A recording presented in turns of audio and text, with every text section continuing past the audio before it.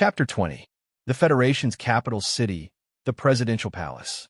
An unusual commotion began to spread.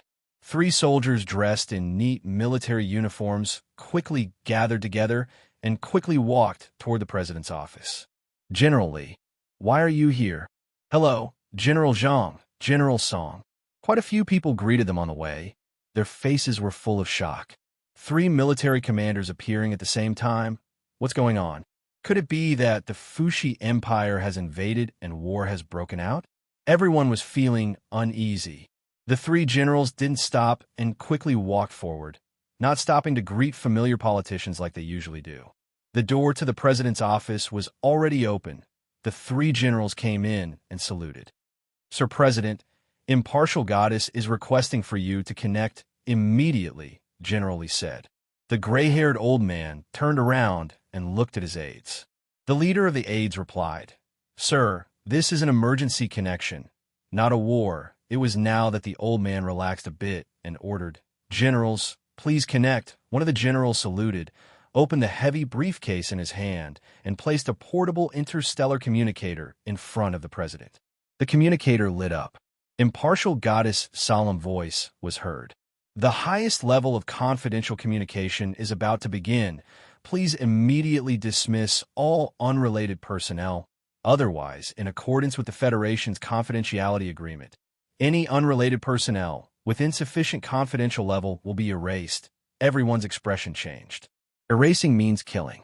What exactly happened that Impartial Goddess is willing to ignore the lives of citizens just to keep this a secret? Everyone quickly left. Only the 3 generals and the president were left in the president's office.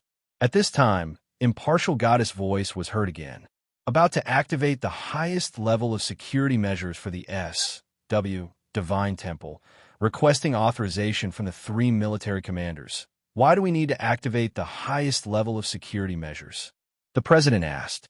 Impartial Goddess answered, "According to the Federation's Constitution, Article 5, all matters related to humanity's fate or important matters that push humanity's civilization forward will receive the highest level of security measures from the Federation." The president's expression became serious and asked, "What is happening on the S.W. Divine Temple?" Impartial Goddess answered, "For the sake of confidentiality, it is temporarily inconvenient to reveal." The president and the 3 generals were shocked. Their ranks are the highest in the entire Federation, but Impartial Goddess didn't even tell them. It's very rare for Impartial Goddess to act so cautiously. What exactly happened?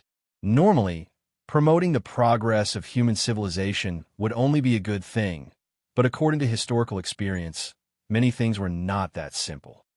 The president thought for a moment and said, "I seem to remember that the last time we activated the highest level of security measures was 30 years ago."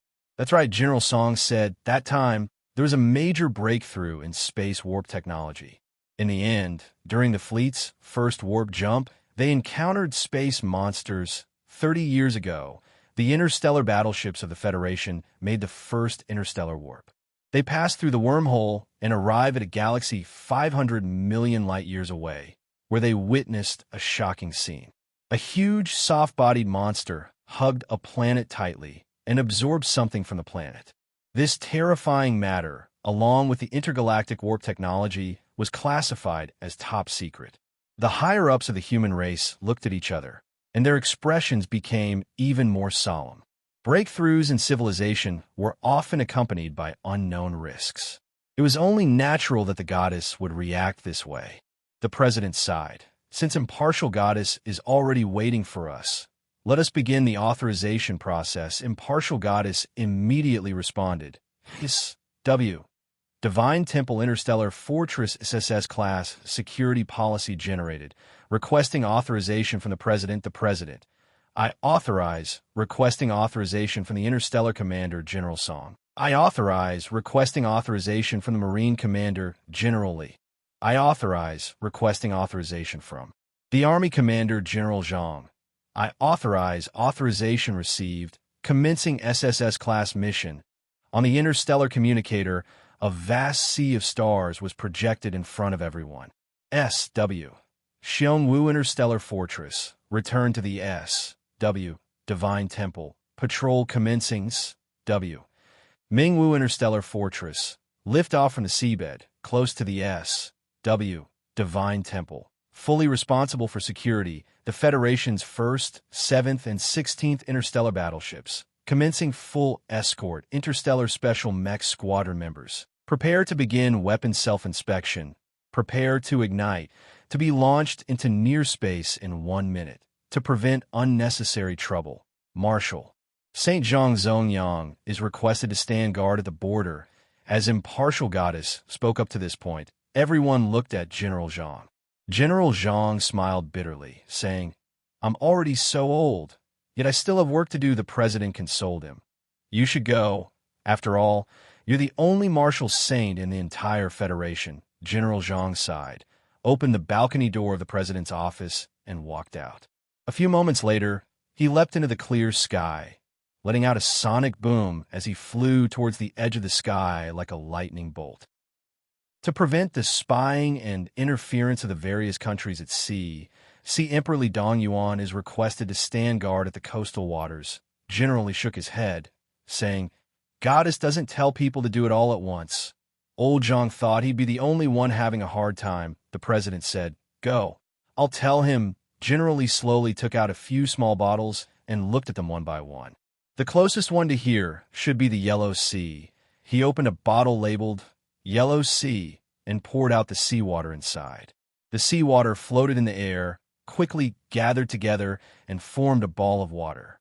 General Li put his hand on the ball of water and said, "I'm going." A second later, he disappeared together with the ball of water. The only people left in the president's office were the president and the interstellar commander.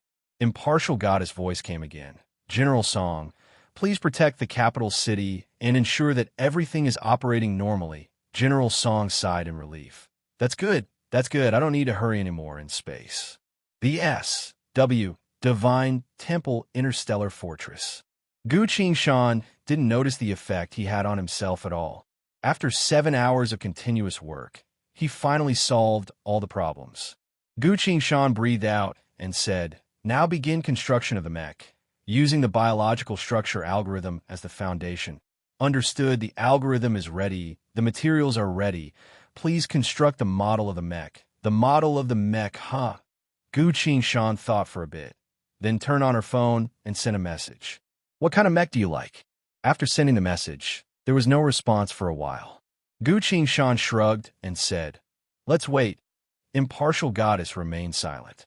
But under the stars, the capital city of the Federation, the venue of a celebrity concert. Xie Shuangyan. Xie Shuangyan. Xie Shuangyan.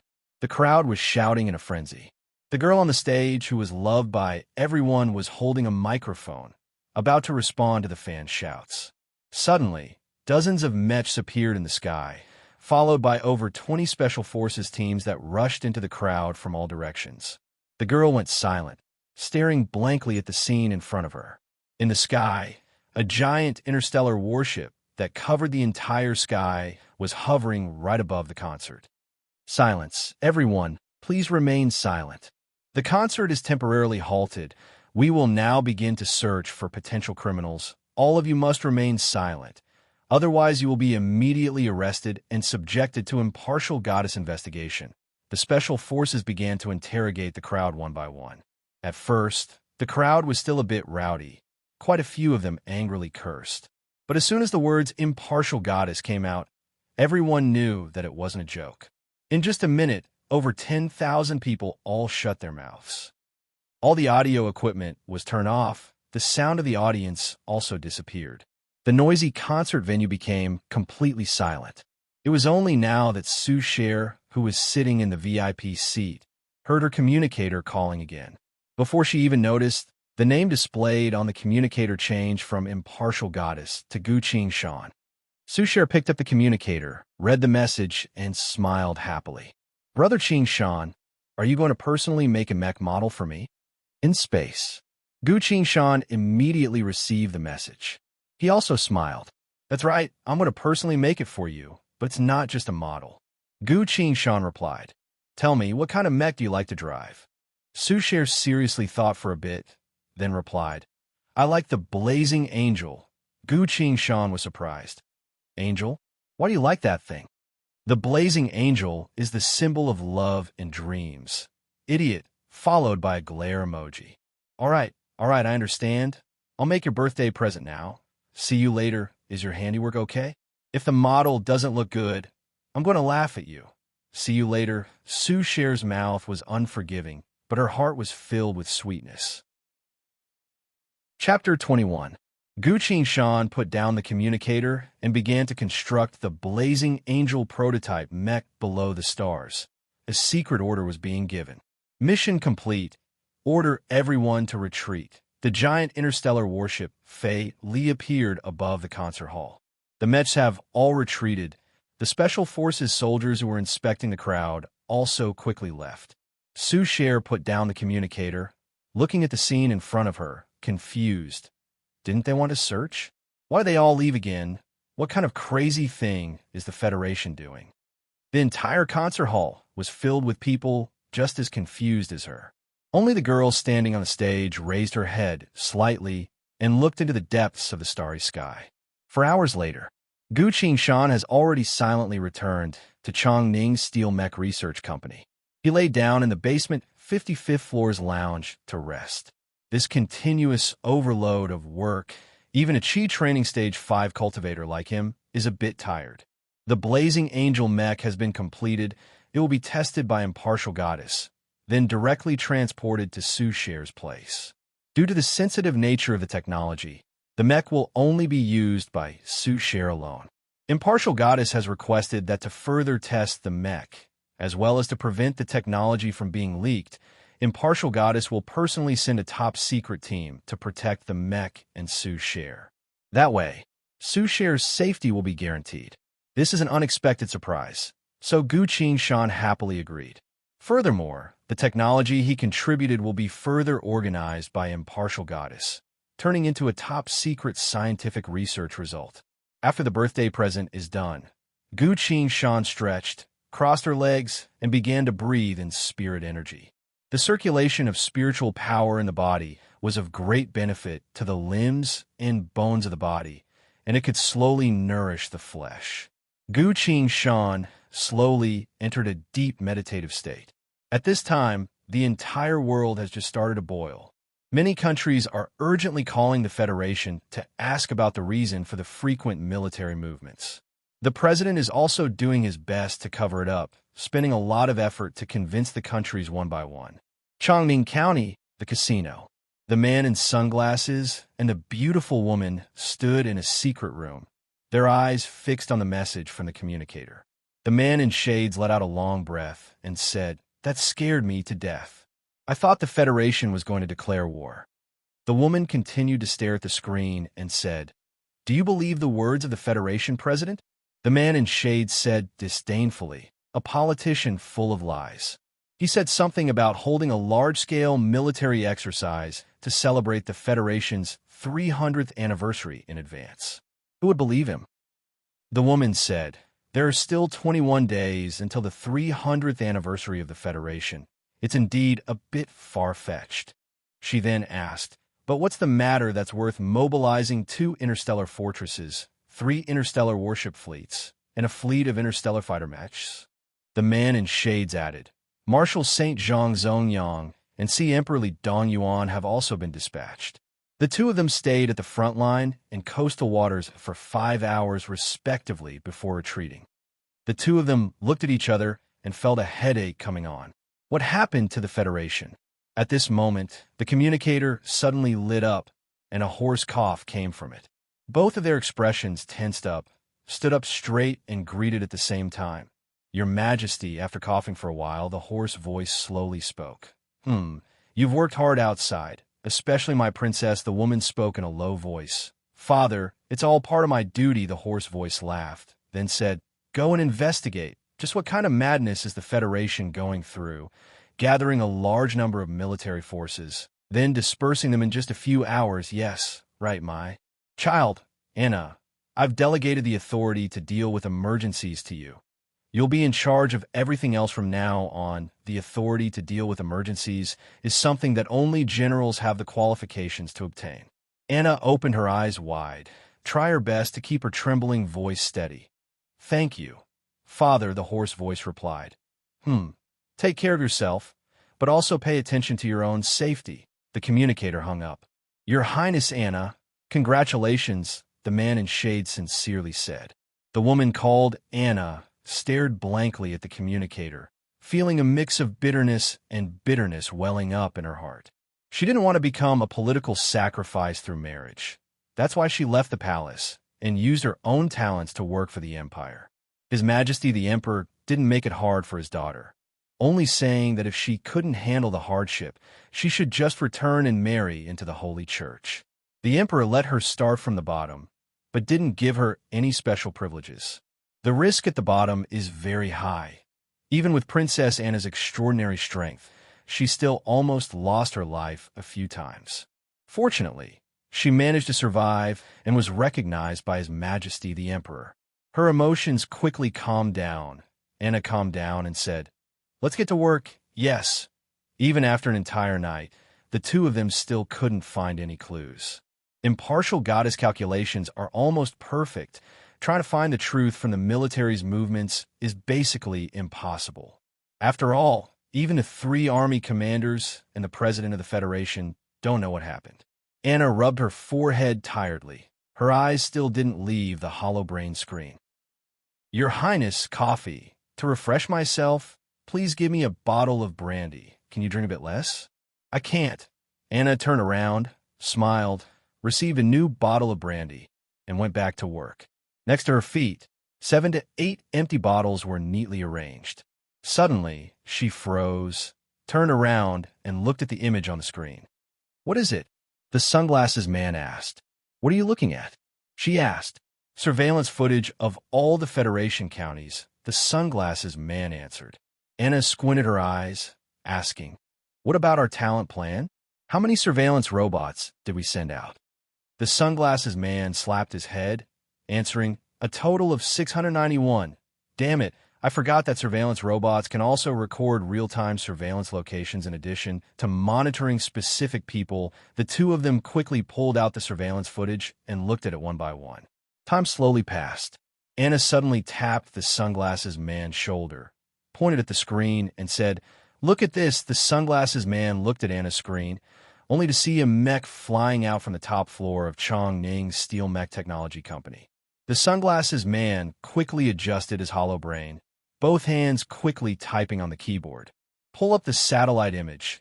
It takes a bit of time for the satellite image to be transmitted, so the two of them silently waited.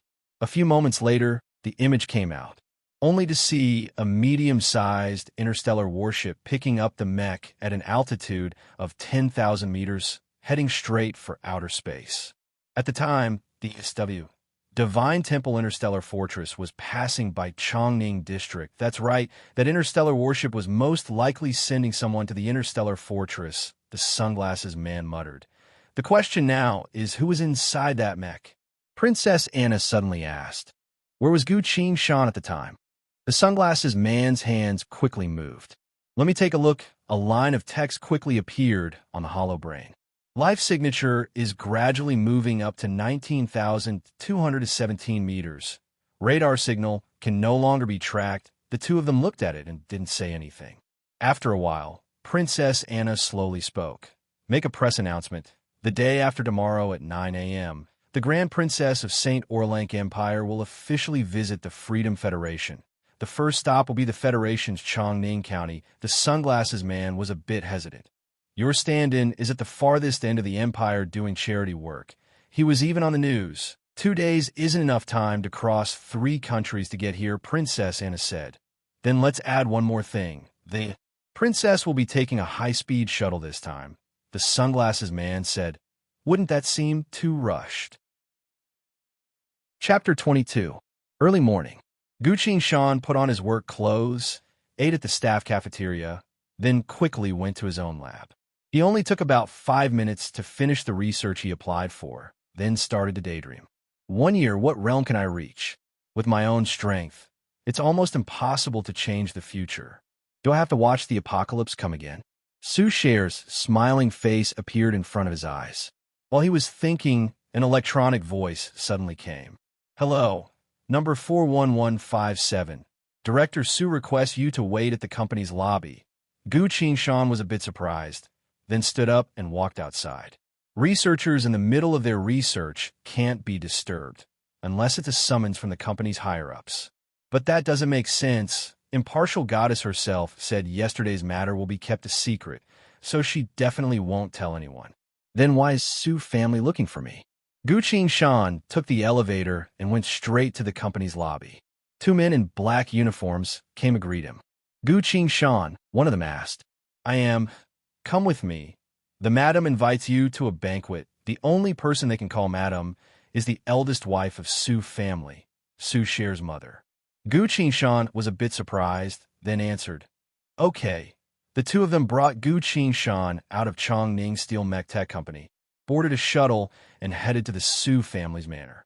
After about 20 minutes of flying, the shuttle landed on an open lake. As Gu Qingshan got off the shuttle and looked around, all he could see was the beautiful scenery of the lake and mountains. An island in the middle of the lake, that's where Su family is. Please board the boat. We'll take you to the island.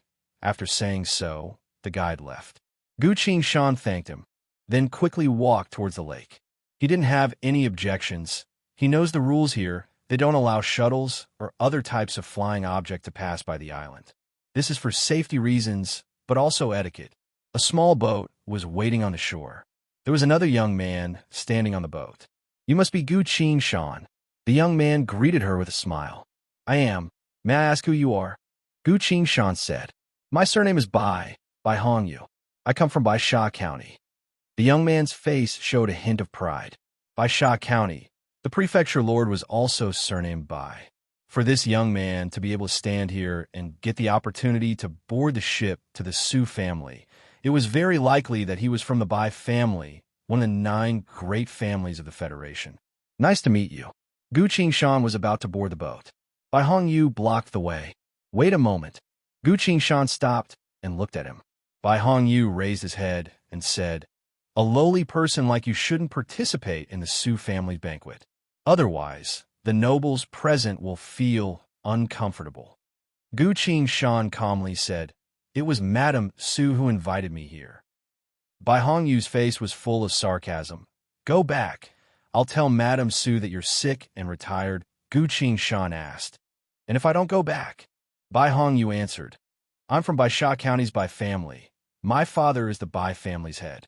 I'll only say this much. You should know the consequences of not listening to me. Gu Qingshan said, Please make way. Bai Hongyu stared at him like he was looking at an idiot. He shook his head. This is the Su family's house.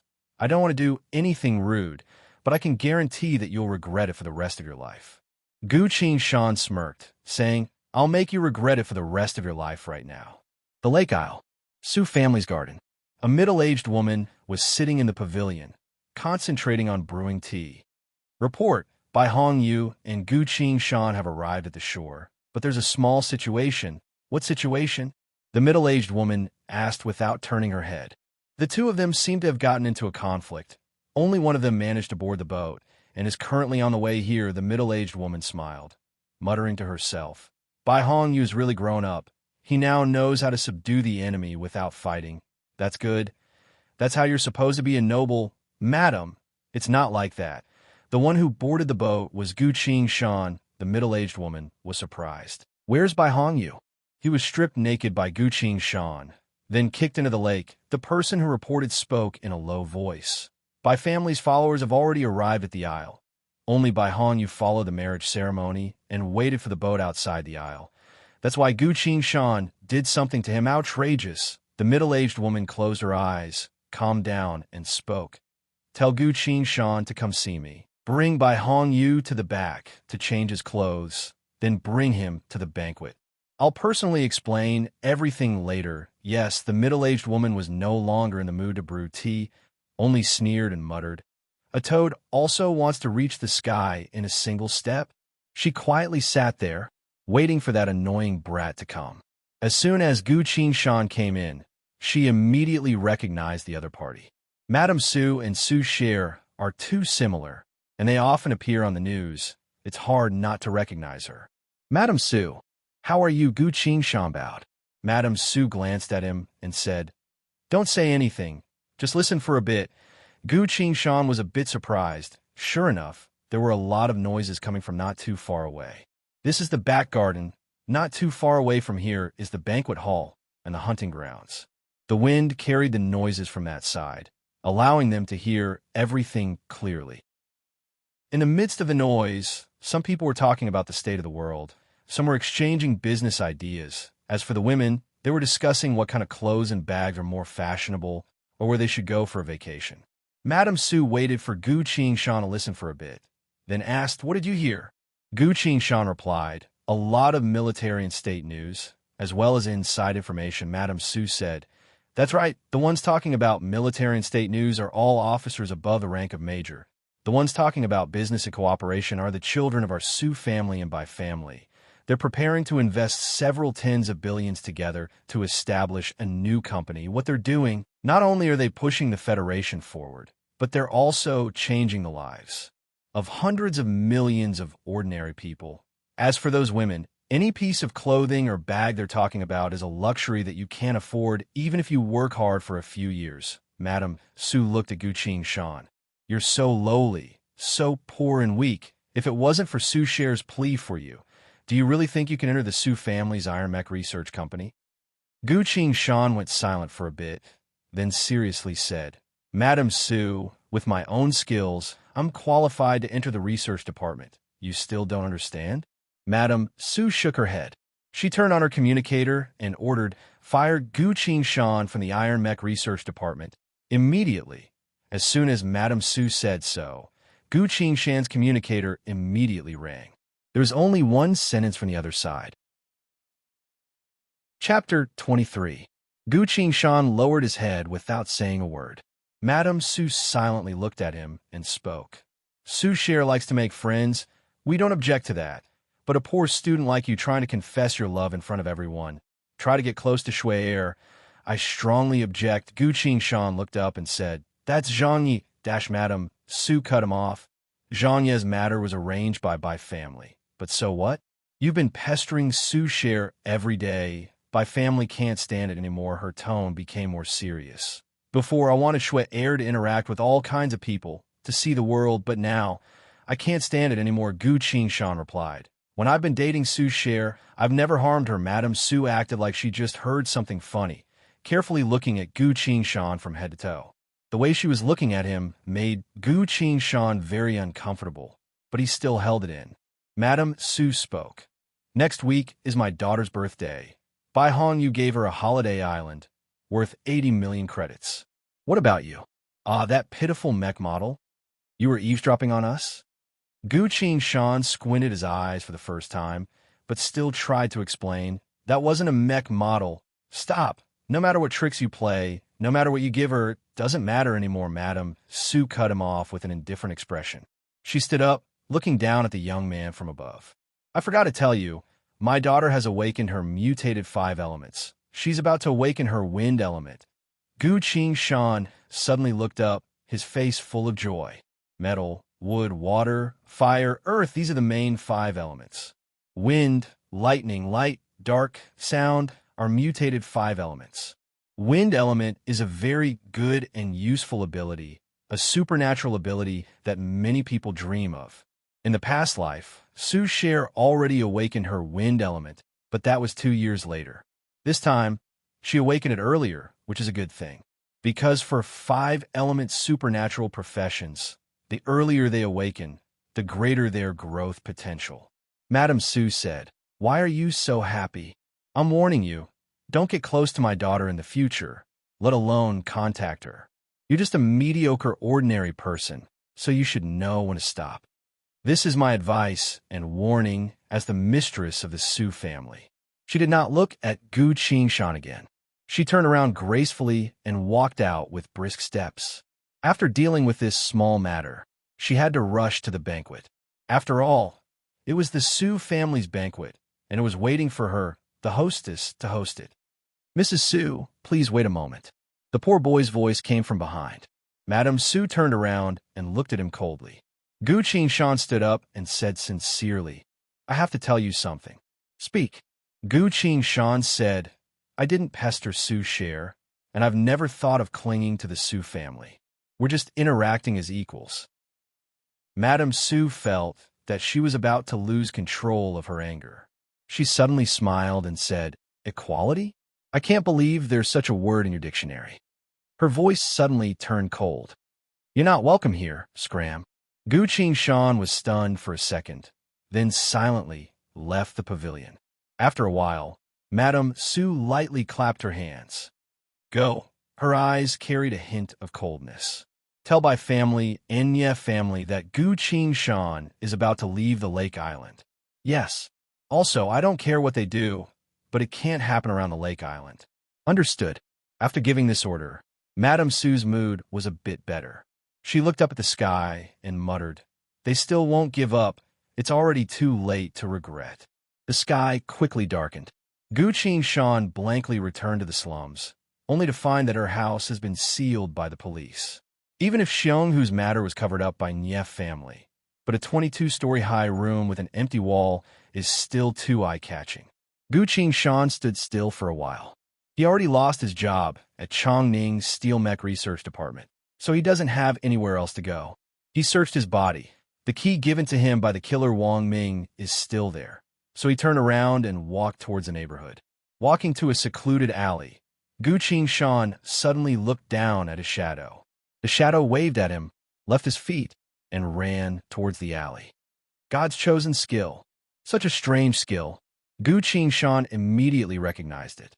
This greeting method is already very polite.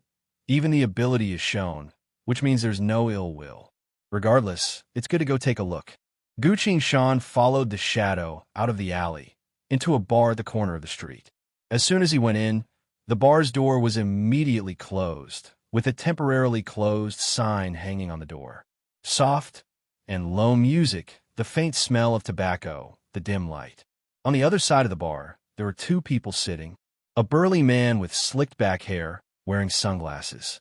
A beautiful woman with shoulder-length fiery red hair and a slender figure removed her disguise. The two of them looked at Gu Qin Shan with a friendly smile on their faces. "Ah, it's you." Gu Qin Shan was surprised. These words came as a surprise. The two people on the other side looked at each other, feeling somewhat baffled. "Ah, it's fine. I just felt like I've seen you somewhere before." Gu Qin Shan tried to cover it up without batting an eyelid. Hearing that, the two of them suddenly realized. The red-haired beauty stood up, extended her hand, and said, "Hello, I'm Royal Princess Anna of St. Orlank Empire.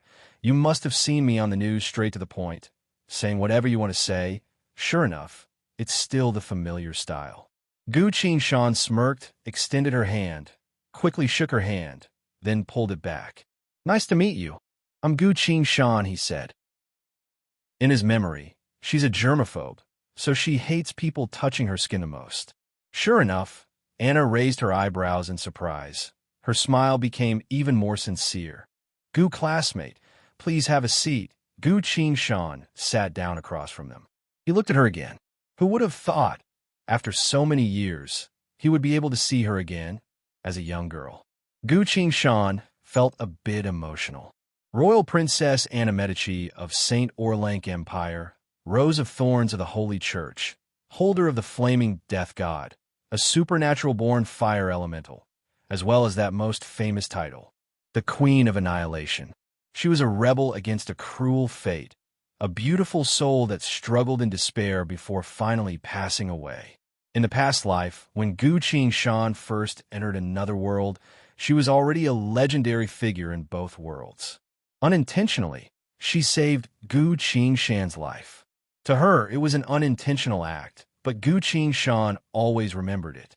A few years later, when Gu Qin Shan grew to the same level as her, he came looking for her to repay her kindness. "I've never owed anyone anything. If you need me to do anything for you, please tell me." But she only laughed and said, "All right, if you want to repay me, you might as well make me a good cocktail." He really did go look for those rare mixology recipes, trained himself to be a good mixologist, and wanted to find her again. Chapter 24. Who would have thought, in this life, I'd be able to meet her at such a young age? Gu Qin Shan was in such a good mood that she completely forgot about Madame Sue. The sunglasses man with slick back hair also stood up, shaking hands with Gu Shan. Nice to meet you. I'm Feng Huada. You can call me Feng or Huada. Nice to meet you. Gu Shan glanced at him. I've heard this name before, a bit familiar, but it seems he died a long time ago, so I can't really remember what happened. Never mind, I don't care about that. Let's not talk about anything else. Let's have a drink first. Gu Shan walked behind the bar, looking at the liquor on display. At this moment, his aura had completely recovered, as if he'd returned to the apocalypse, turning into the great sword saint, the country's war commander.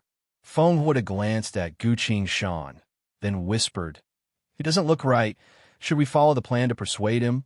Or just kidnap him?" Anna stared at the young man in front of him, then at the liquor, whispering, "Wait, let's see what he's up to." As soon as they finished talking, Gu Shan had already grabbed a bunch of liquor bottles and turned around, slamming 6 to 7 of them on the bar. "Not good. Seems like it's not enough," he muttered, and turned away to pick up some more wine before he stopped. "Brother, what are you trying to do?" Fengwood couldn't help but ask. Gu Shan glanced at him, then took out 3 glasses from the bar, saying, "This is the first time we've met. Let's have a drink to celebrate." "That's not a bad idea." Anna was a bit interested. Interests outside of work. The Queen of Annihilation loved to drink, especially cocktails. In her previous life, there was a bartender who won her favor with a glass of his own Scorpio and almost became her first boyfriend. But the bartender also didn't succeed, because she died. At the time, Gu Shan rushed for 2 days and 2 nights to save her, but still couldn't make it in time, only seeing the apocalyptic flames from afar. She used the last of her power to take away the endless demons, as well as her own life. Gu Shan shook her head, calmed herself down, and began to prepare the cocktail seriously. 3 minutes later, a blood-red cocktail was placed in front of Anna. This cup of wine looked like a burning flame, but if one looked closely at the depths of the boiling flame, it would be an impenetrable dark abyss. Anna looked down at the wine glass, then looked up at Gu Shan. "Drink it." The corner of Gu Shan's mouth twitched as she tried her best to lift it up. "What's the name of this glass of wine?" Anna raised the glass. Gu Shan looked at her and said, "Scorpio Palace." This was a work that he improved on after drinking Scorpio. This was the most satisfactory work he had ever done in order to mourn her. Why is it called that? The Scorpio Palace has its own star guards. They're the eternal stars in the sky.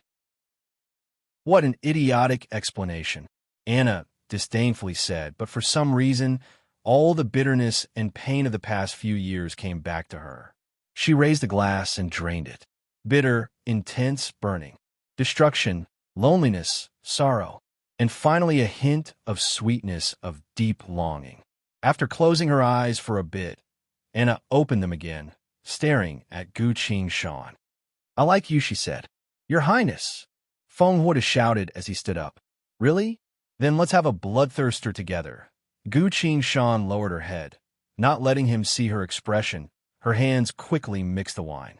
In just a few moments, the 2 glasses were done. The 2 of them clinked their glasses and drank it all. "You're a really nice person." Anna laughed, reaching out to pat Gu Shan. Gu Shan knocked her hand away, seriously saying, "Don't mess around. I still have a glass of burning hell. Do you want it?"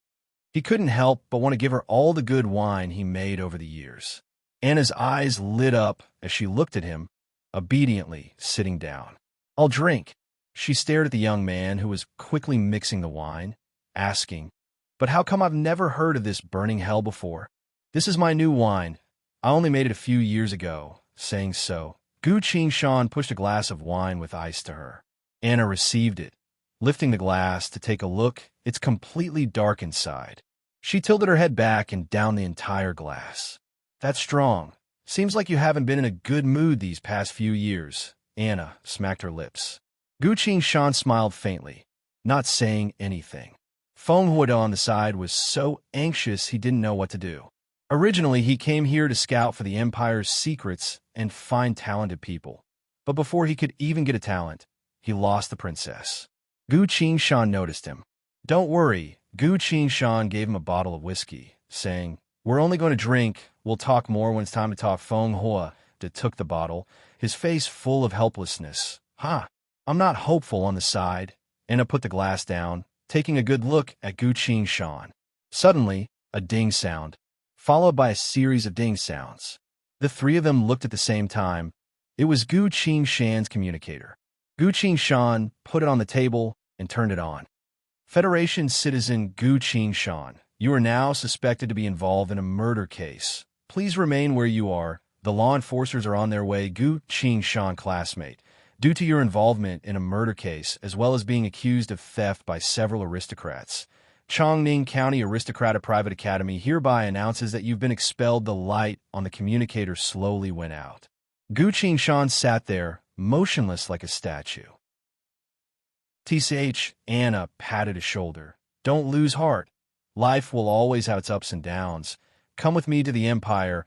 I promise to give you the best treatment. No, I'll personally make you a baron. What do you think? Seeing Gu Qing-shan not saying anything, Anna continued. There seems to be quite a few people outside. How about I take care of them for you? Feng Huada opened his eyes wide, looking at the princess in shock. Even someone as cold as the princess would treat a man like that. What the hell? This brat didn't actually kidnap the princess, did he? Gu Qing-shan suddenly smiled, slowly speaking. I originally wanted to live a peaceful life. The sound of a police siren came from outside. A loud commotion. Shouting, running, the sound of shuttles. All of them were getting closer to the bar.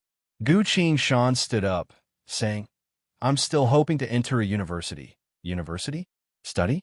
Anna was surprised. No, I just want to have a decent place to rest while I'm fighting for my life. Gu Qing-shan laughed self-deprecatingly. Seems like I was wrong. There's no such thing as a place to rest in this world. A bow appeared in his hand out of thin air, followed by 3 quivers of arrows on his back. Holding the bow, he walked towards the bar's entrance. With each step, his body seemed to become a bit brighter. When he reached the bar's entrance, as he opened the door, an invisible aura filled his entire body. Pure light of wisdom surrounded him. Chapter 25. You can leave now. Don't get dragged into this. We'll talk again later, Gu Qing-shan said, and quickly left. Anna immediately sobered up from her drunken state. He's so King handsome, she murmured, her eyes sparkling. Feng Huada spoke. Your Highness, there are a lot of people here. Let us leave first. Leave for what? Such a good chance, and his expression became serious. Immediately start the assessment. Feng Huada smiled bitterly. Starting the assessment right now, isn't the timing a bit too bad? If you're also discovered, the diplomatic consequences will be severe, and his expression became serious, looking at him very seriously. Our mission is to find out why Impartial Goddess is making such a big fuss. And Gu Qing-shan is the key person. She spoke word by word. His Majesty awaits our answer. Yes, Feng Huada's expression became serious. Quickly took out a small machine from the back of the bar, placed it on the ground, and began to operate it. Gu Qing-shan's life signature loaded, biological characteristics locked on. Begin tracking. Order. 270 surveillance equipment and satellites in position. Many different voices came from the communicator. Sky surveillance satellites in position. An electronic voice came. Very good, comrades. This time's mission is very important. Please make sure the surveillance equipment is working properly. Yes, Major. Then let us begin. Feng Huada pressed the confirm button. Professionist comprehensive assessment activated. System beginning data collection. April 27, 3091. 2137. Federation citizen Gu Qing-shan. Male, 18 years old. Potential assessment beginning. A projection appeared in front of them, showing the scene of Gu Qing-shan leaving the bar. The area has already been evacuated. There's not a single person on the empty street. The sound of police sirens came closer in the sky, for patrol shuttles were quickly approaching. Before the shuttles even arrived, the announcement was already being made across the entire street. Listen up, we now suspect you as a criminal. Stay where you are, otherwise we will take further measures. Gu Qing-shan stood still, coldly staring at the shuttles. Suddenly, a red light flashed on one of the shuttles, attracting Gu Qing-shan's attention. The laser pointer is activated. Gu Qing-shan's expression froze. Sure enough, the next second, The small arc cannon loaded under the shuttle roared. The blue light pierced through the sky, and the arc cannon bombarded the street, creating a deep pit on the ground. Dust flew and smoke curled up. In the sky, a shuttle asked sternly, "Warning number 172033. Why did you suddenly fire? I need an explanation. I received authorization. Please check the latest order, sir." The flying shuttle that was firing didn't care at all. The shuttle from before fell into silence. After a while, it said, "Check the battle situation immediately and confirm the course." The four-headed shuttle slowly approached. As the smoke and dust slowly dispersed, the situation below could be clearly seen. There were no bodies on the ground. The murder suspect stood on the top of a high lamppost, staring coldly at them. Damn it, he's still alive. Prepare to fire. But they had no chance. Gu Qing draws her bow, infuses it with her spirit energy, and shoots 4 arrows. Everyone felt their vision blur. Boom! The 4 small patrol shuttles all caught fire, emitting thick smoke as they were forced to land far away. Their propulsion system was pierced by an arrow. If they don't land soon, the shuttles will explode. Anna whistled and said, "Very professional." In front of her, and Feng Hua, the hollow brain was filled with data. The evaluation system was doing its best to calculate. Gu Qing stood on top of the lamppost, his expression calm. He's already Qi training stage 5, with spirit energy pouring into his arrows. Their destructive power is much stronger than before. Compared to when he killed Xionghu, he's more than twice as strong. Ahahaha. Gu Qing, as a citizen of the Federation, not only did you resist arrest, you even tried to kill a police officer. From afar, a triumphant shout could be heard. Gu Qing turned to look, only to see Nie Yin standing on the balcony of a building, his luxurious shuttle also hovering there. Behind Nie Yin, there were a few dozen burly men. Nie Yin crossed his arms, acting regretful. "Although we're classmates, but as an aristocrat of Chongning County, I have a duty to help the police catch the murderer." Gu Qing looked at him, very seriously, saying, "Why do you keep making life difficult for me?" Nie Yin spitefully said, "You made me lose 20 million in the casino and even killed one of my followers. Do you really think I'm easy to mess with?" He turned around. "Go. Kill him. Whoever takes his head will be rewarded with 10 million. The group of burly men all stared at Gu Qing as they heard that. "This is a head worth 10 million. One by one, they climbed up the walls, jumped down from the building, and rushed towards Gu Qing. Nie Yin elegantly raised a glass of red wine, laughing. 30 genetically modified martial masters.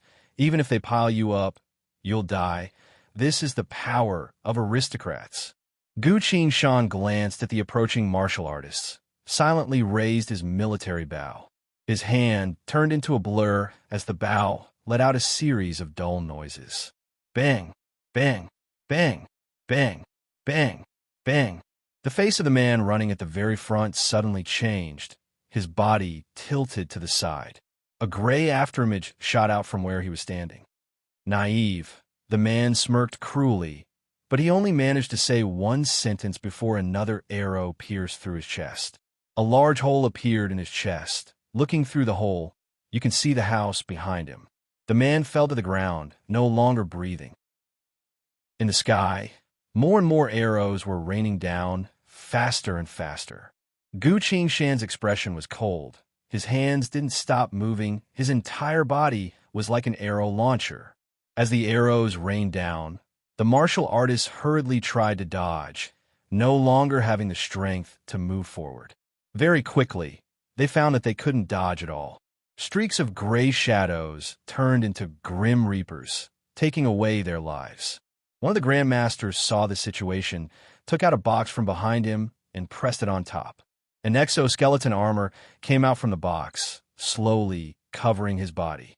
An exoskeleton armor has decent defensive capabilities.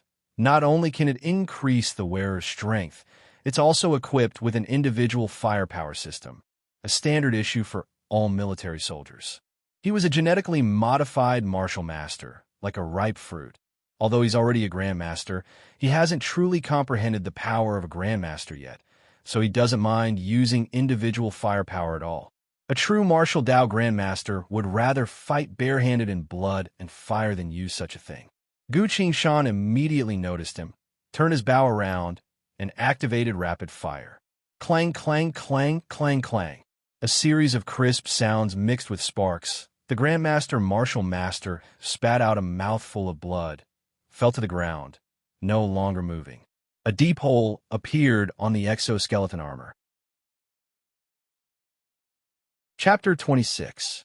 But this person's death gave the other martial masters a rare opportunity. The three Guru Realm martial artists quickly approached and were already under the street lamp. They looked at each other, then jumped onto the street lamp at the same time, attacking Gu Qingshan's vitals with their fists and legs. They're very well coordinated, surrounding Gu Qingshan so tightly that she can't escape. Gu Qingshan held the bow in one hand, the other hand lightly pressed down. Huh! Gu Qingshan shouted, as the spirit energy in his dantian surged out like a flood. Visible to the naked eye, the green light rose up from his body and scattered violently in all directions. This is the most basic form of spirit energy release, called spirit pressure.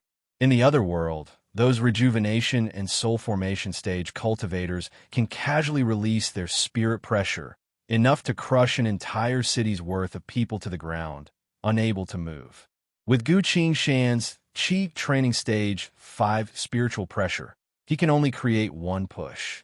But Gu Qingshan is bullying these people. They've never seen this kind of power before. The three martial masters don't even know what happened. They're already thrown out by the push, flying in the air. Good targets. Gu Qingshan squints his eyes, pulls out an arrow, without using any skill. He just infuses it with spirit energy and shoots. The three martial masters are shot full of holes in the air. When they hit the ground, they're already cold corpses. Gu Qingshan stands on the street lamp, holding the bow and looking around. The 30 martial masters have all been shot to death, their bodies lying on the ground. Bastard, that's 30 martial masters. Nie Yun's expression keeps changing. His legs are shaking so much he can barely stand. He grits his teeth, runs to the door of the flying shuttle, and respectfully salutes. Uncle Ma, I still need your help. An old man with his hands behind his back walks down the flying shuttle, looking down at the street. He's looking at each corpse very carefully. You're really ruthless. However, I happen to be able to counter arrows. As the old man spoke, he bent his knees slightly and launched himself towards Gu Qingshan like a cannonball. This person dared to rush over from such a long distance. He must be a great grandmaster. Gu Qingshan was very perceptive. She quickly determined the opponent's strength. The old man suddenly clenched his fists together and pushed them forward. Gu Qingshan's expression changed. Without hesitation, she leaped backward and landed on another street lamp. At the same time, the old man was still dozens of meters away from Gu Qingshan, but he had already punched out. Charging arm cannon. Bang, boom. First, there was a soft sound, followed by a loud roar. The street lamp was hit until only half of the pillar was left. Kid, you run pretty fast, the old man said as he gave chase. Without saying a word, Gu Qingshan raised her bow and shot. The old man waved his arm nonchalantly, and the arrows flew out in all directions. Gu Qingshan frowned, feeling a bit annoyed. Both arms can release Hua Jing from afar. This level of power must be martial thaumaturgy. Martial grandmasters already have a chance to use their thaumaturgy once. The old man in front of her clearly used martial thaumaturgy. His arms gained a unique martial thaumaturgy. The old man was right. Facing the incoming arrows, he only needed to raise his arms and use the martial thaumaturgy. Gu Qingshan didn't stop. The old man kept on chasing. Even the street lamps along the way were damaged. Boom, boom, bang. The street lamps kept falling. The old man was getting closer and closer. Die, kid. I'll take your head. The old man viciously charged forward. Gu Qingshan still didn't say anything. She silently pulled her bow into a full crescent shape. He suddenly turned around. The bowstring vibrated continuously, producing a thunderous sound. The gray shadows seemed to have a life of their own, slithering in the air like dragons and snakes, drawing unpredictable trajectories. "How is this possible?" the old man shouted in a low voice. His feet were nailed to the ground as he cautiously looked around. 5 arrows arrived at the same time. The old man's body was as agile as a fish, constantly twisting and turning to avoid the incoming arrows. The power of these arrows was much stronger than before, completely out of his expectation. Combined with the tricky angle, the old man was using all of his strength. A martial grandmaster already has a bit of spiritual sense. Whenever an arrow is about to hit him, he can always react, either by twisting his body to dodge or using both arms to deflect the arrow. It was a daunting experience, but not a mishap. He finally dodged all the arrows. "What kind of archery is this?" The old man breathed heavily and asked. He was a bit regretful. If he knew that the arrows could still twist and fly, he wouldn't have been in such a hurry to attack. It's safer to slowly move around and get closer to the other side. But now that they're fighting on the square, it's a wide open space. The other side's strange archery has the upper hand. The distance between them is also perfect for the other side to attack. This brat, could it be that he planned this? The old man felt a chill in his heart. "Archery that kills," as Gu Qing said so. Her hands suddenly moved, increasing the frequency of her skills. Shifting flurry, shifting flurry, shifting flurry. After 3 consecutive chaotic dance, the cluster of arrows transformed into a blossoming shadow flower that enveloped the great Grandmaster. The Grandmaster already had a hard time dodging the first shifting flurry. Now he can't dodge it anymore. The sound of the arrows piercing into flesh is small, but in the silent night, it can be heard even from far away. The Grandmaster's body exploded into a mist of blood. He staggered a few steps back and fell to the ground. His body was like a hedgehog, full of arrows. Spirit energy had already entered his body, destroying his life force. Even at the moment of his death, the Grandmaster's eyes didn't close, showing an intense unwillingness and regret. Nie Yun was completely stunned. That's a Grandmaster, a powerful existence that surpasses normal Grandmasters, an existence that has activated the martial thaumaturgy. Even a supernatural wouldn't dare to offend a Grandmaster. He's the strongest fighting force of the Nie family, and was sent here to curry favor with the Bai family. Damn it, why is this brat so terrifying? Nie Yun was soaked in cold sweat. Right now, saving his own life is the most important thing. If the Bai family personally acts, this brat will still die. After all, the Bai family is one of the 9 lords, not something my own family can compare to. Thinking that, Nie Yun raised both hands and shouted, "I'm a descendant of the Nie family. I surrender now. Gu Qing, you'd better, Pa." An arrow flew and pierced his chest. Nie Yun clutched the arrow in his chest, retreated step by step, then fell to the ground. Blood flowed out from his nose and mouth. "I'm going to die," Nie Yun suddenly realized. A luxurious life, a huge fortune, a bright future, all of it is about to be gone forever. No, it shouldn't be like this. Why am I going to die? He suddenly screamed like a wraith. "No, Gu Qing, you're the same as me. You want to get rid of those who are in your way.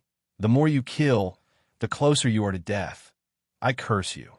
I curse you to be tortured before you die, to die without a burial. I'm not the same as you." Gu Qing put down her bow. "In my life, I've always repaid kindness and revenge. I've killed countless people, but I've never bullied others." He glanced at the corpses on the street, his expression unchanging. Nie Yun's face was full of unwillingness, struggling to speak. "The Bai family is coming. Are dead. I'll wait for you on the road to Huang. Quan." Chapter 27. Inside the bar. Princess Anna rubbed her eyes, then looked at the screen again. The Grandmaster's body was still lying on the ground. This doesn't make sense. Her eyes were filled with disbelief. The young man on the screen, from the very first moment she saw him, even when he went out to face the enemy, She was still thinking that if he can't hold on, she'll go and save him. She didn't think it would end up like this.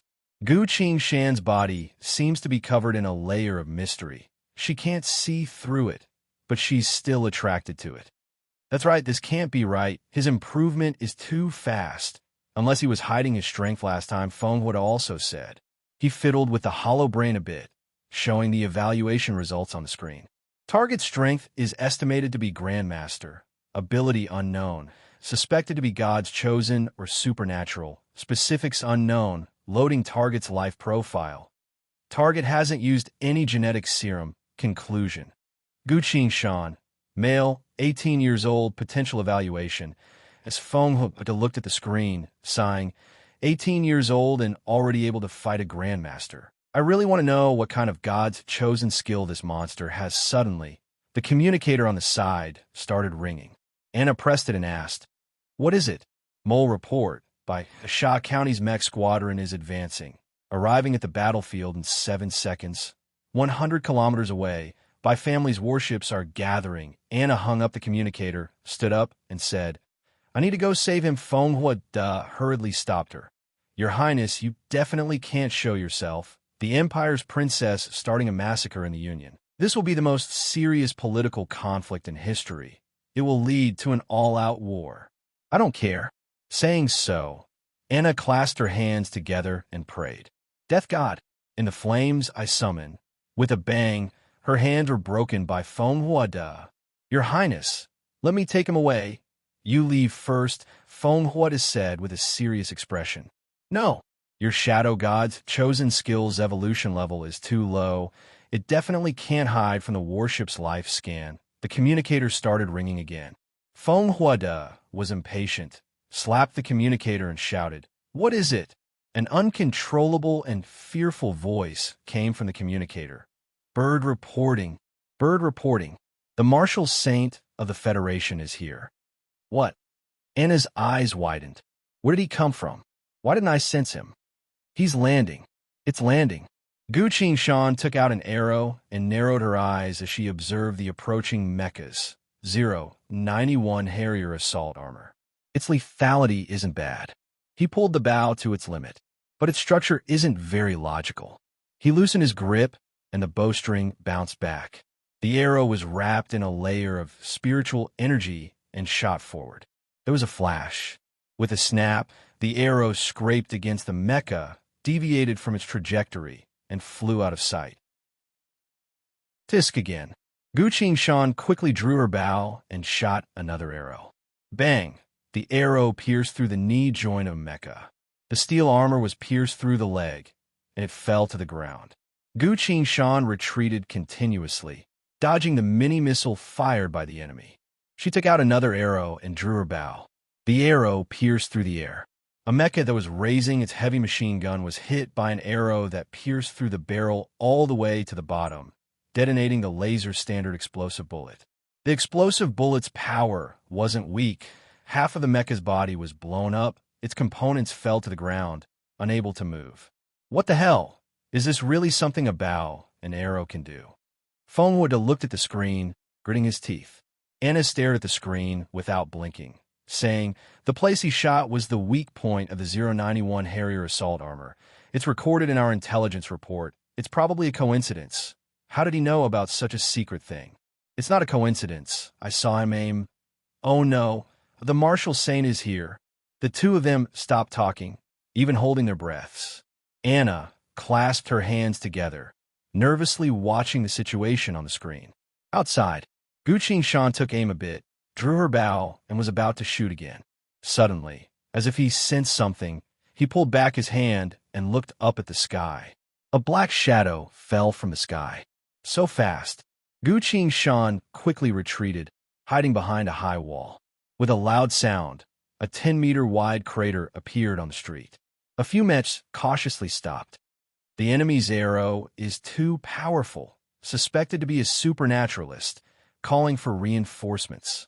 Calling for reinforcements. The leading mech hurriedly reported. Reinforcements? A voice came from the crater. Seems like the situation isn't too bad. Along with the voice, a figure leaped out of the crater.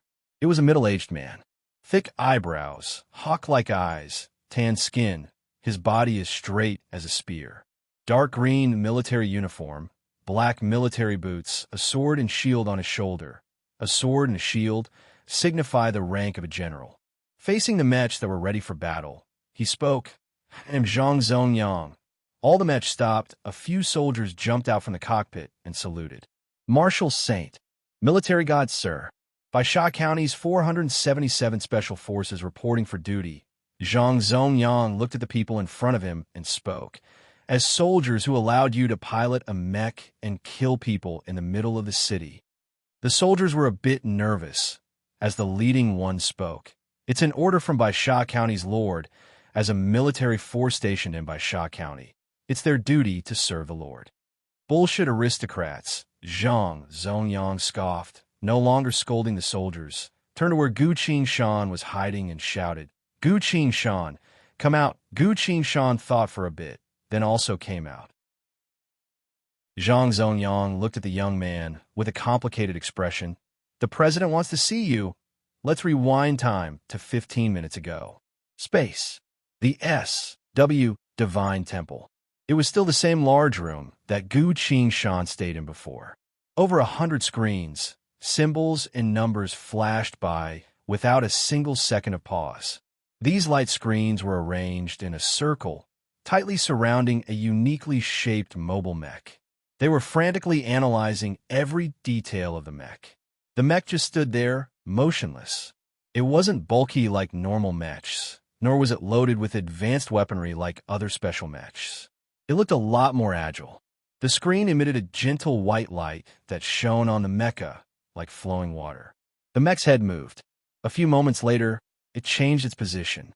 That's right, the mech was silently observing its surroundings, almost as if it was a living entity. Suddenly, the hundreds of screens went out at once. Only the one closest to the mech remained lit. 2 words appeared on the screen. Perfect. After these 2 words dissipated, another 3 words appeared. Epic making. Following that, lines of text popped up. In accordance with verbal agreement, Gu Qingshan's personal data will be hidden. Research results will be used by impartial goddess.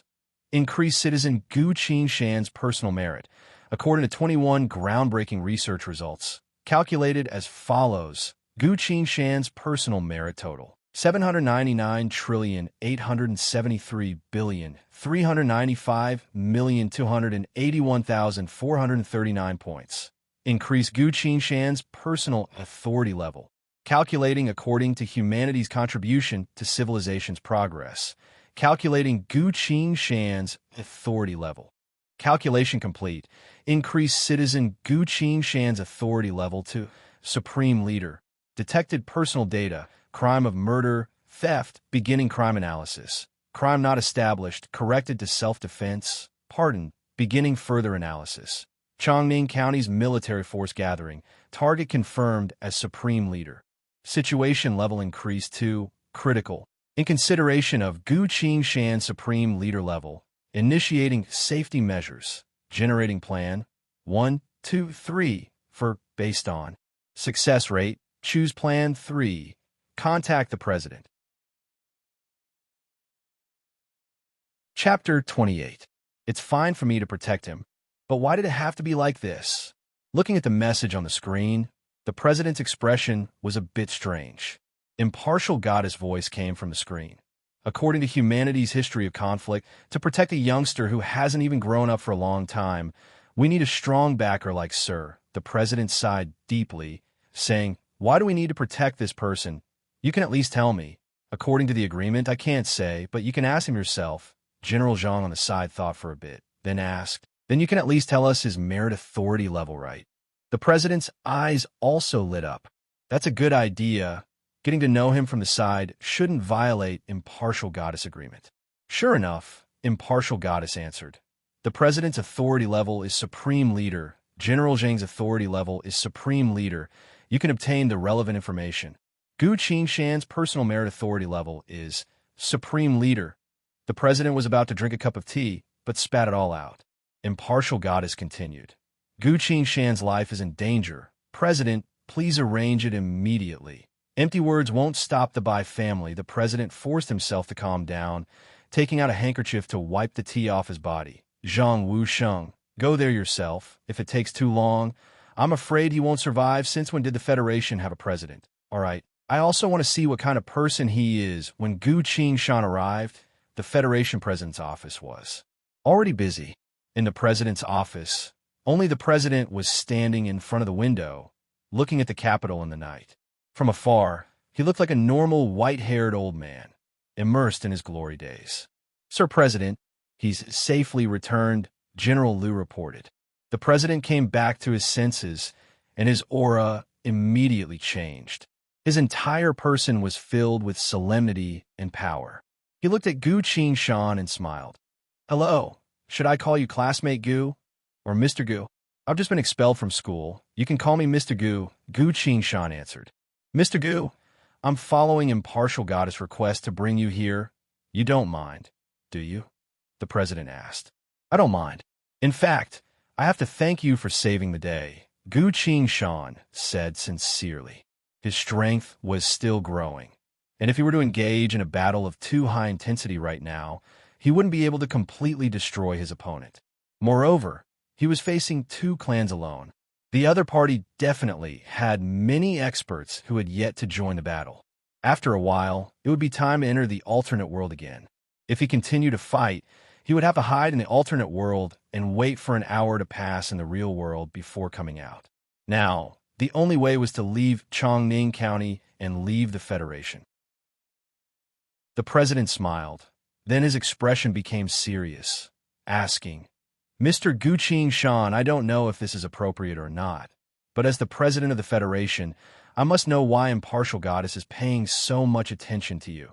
The goddess has never paid so much attention to a 17-year-old citizen before. I must confirm right now that you are not a threat to the Federation as a whole. That's simple. Gu Qingshan said, Please connect to Impartial Goddess. I'm here. A solemn female voice rang out. The three of them looked down, only to see Gu Qingshan's communicator lit up. Impartial Goddess can automatically connect to any communication device, so the three of them weren't surprised. Gu Qingshan thought for a bit, then said, Let the president and this general have a look at our work. Citizen Gu Qingshan, please confirm your authorization. I authorize it. Taking a look isn't a big deal. In a few days after this mech is tested, it will be sent to Sushare. At that time, the mech will definitely be exposed. Might as well let the president take a look right now. In history, this president is a good person, a good ruler, if they can form a good relationship. Gu Qingshan doesn't mind slowly divulging a bit of advanced mech technology. As for the game a year later, when the time is right, they can also borrow the government's power to prepare ahead of time. That way, a lot less people will die. A screen was projected in front of the three of them, showing the blazing angel inside the SW Divine Temple. What is this? A mech? Zhang Wushun stared closely at the screen, not willing to look away.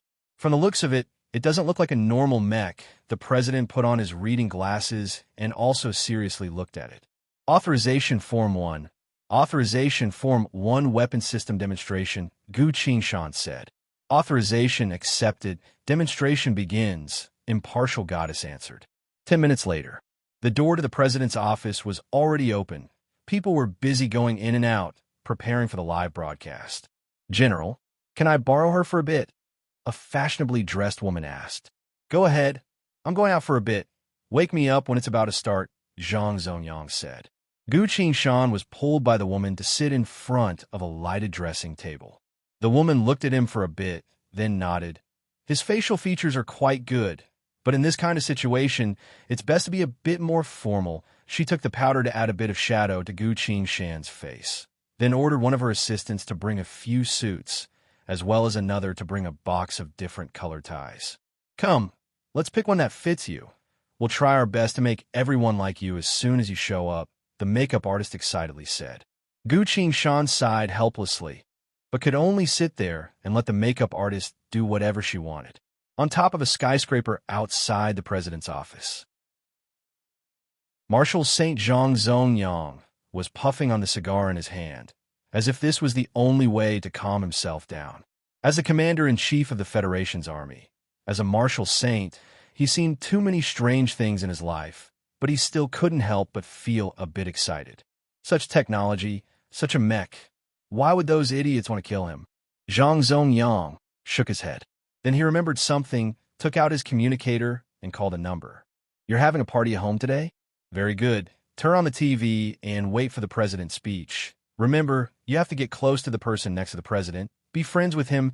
Yes, think of a way to get him into the military academy. As soon as he hung up, someone else called.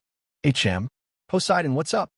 I don't know, it's true. I'm not pretending. I don't know what you're talking about. 15 minutes later, the Federation's president officially gave his speech, broadcasted to the entire Federation. He recalled the history of the Federation in detail and expressed his respect to the heroes who had died on the battlefield generation after generation. Then, he changed the topic and jumped to the period when he was serving in the military, mourning his comrades who had also died on the battlefield. Finally, he expressed that he would take care of and sponsor an orphan of the war. At this time, Gu Qingshan was brought to the front desk. The Federation treats veterans very well as the families of fallen soldiers very well. The entire society respects soldiers very much. Because everyone knows, without soldiers risking their lives on the front lines, there would be no peace and harmony in the Federation. With the president personally making such an example, it'll only increase the public's trust. Through impartial goddess's testimony, Gu Qingshan is indeed the orphan of one of the president's comrades. No mistake at all. In another 20 days, it will be the 300th anniversary of the founding of the Federation.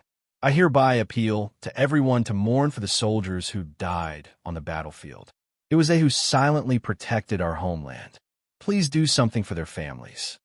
In front of the bar screen, after the president said that, the live broadcast ended. What the hell? Half an hour ago, he was still a murder suspect. How did he suddenly get the Federation's president's support? Feng Hui muttered. Anna answered. Obviously, the Federation has already found out about him. If I'm not wrong, this is impartial goddess protective measure. Why do you say that? His parents passed away early, but they were both normal people. They've never been on the battlefield before. Anna opened Gu Qingshan's personal file, only to see that the information inside has been completely changed. Gu Qingshan's parents were originally killed in a car accident.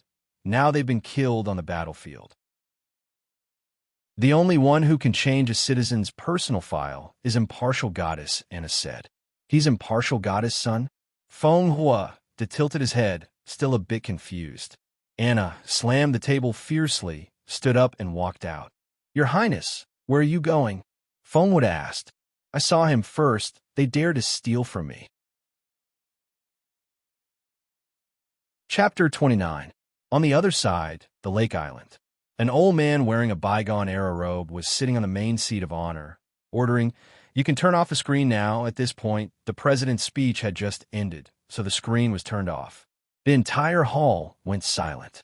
No one said anything. Father, a middle-aged man was about to say something. Next to this middle-aged man was Madame Su. From the looks of it, they must be Su Cher's parents. Don't say anything yet. The old man raised his hand to stop him, saying, "Replay the battle for me to take a look." "Yes, we'll do it right away," someone replied. A few moments later, the screen was turned on again. As Gu Qingshan came out from the bar, the spirit energy she exuded immediately caught the old man's attention. Mutated elemental, wind elemental. The old man showed an interested expression. When Gu Qingshan destroyed the patrol shuttle with an arrow, the old man was a bit surprised. This destructive power seems to be metal elemental. How strange. When Gu Qingshan used shifting flurry and turned the Grandmaster into a porcupine, the old man went silent for a long time. One of Su family's elders mused, "It doesn't seem to be metal, wood, water, fire, earth, nor does it seem to be wind, lightning, light, dark, sound.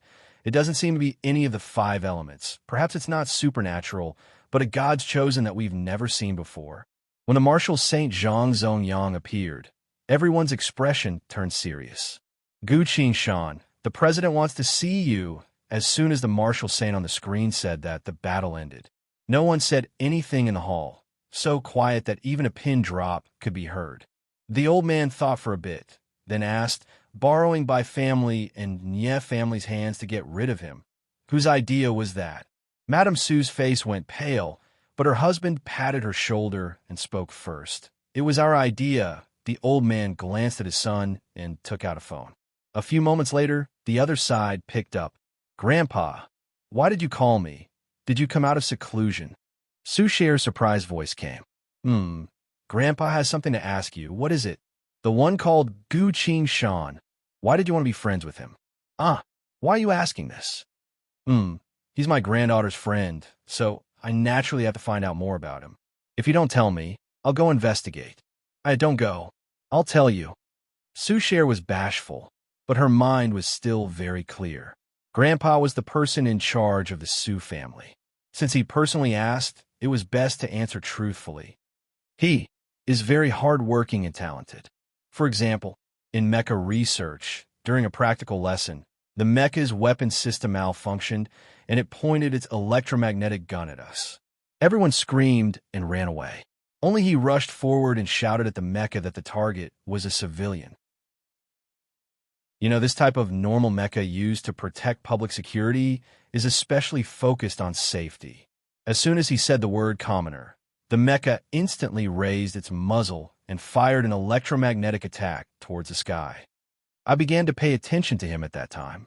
Later, I found out that he actually did a lot of small scientific research projects, so I was even more impressed with him.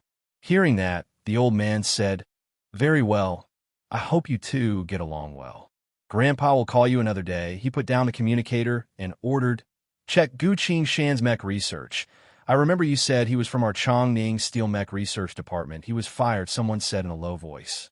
"HM? What's the reason?" The old man suddenly turned around, raising his voice.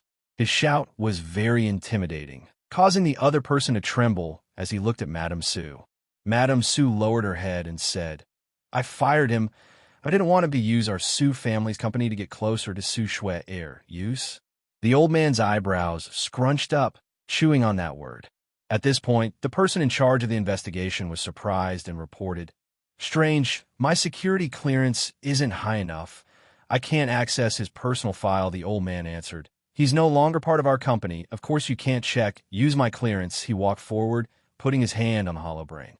"Welcome to the Federation's personal database. Esteemed Sir Su Xing Chao, requesting access to Chongning County's 17-year-old male Gu Qing Shan's personal research file under my jurisdiction." The screen suddenly paused, followed by a line of bright red text. "Highest level secret." The mechanical voice came at the same time. "I'm sorry. Your clearance is insufficient. In consideration of your esteemed status, I suggest you directly contact Gu Qing Shan for an inquiry. My clearance is insufficient." Su family's head Su Xing Chao opened his eyes wide. A glint of light flashed. "Father, there must be a mistake somewhere. Your clearance is only lower than the president and the 3 military commanders.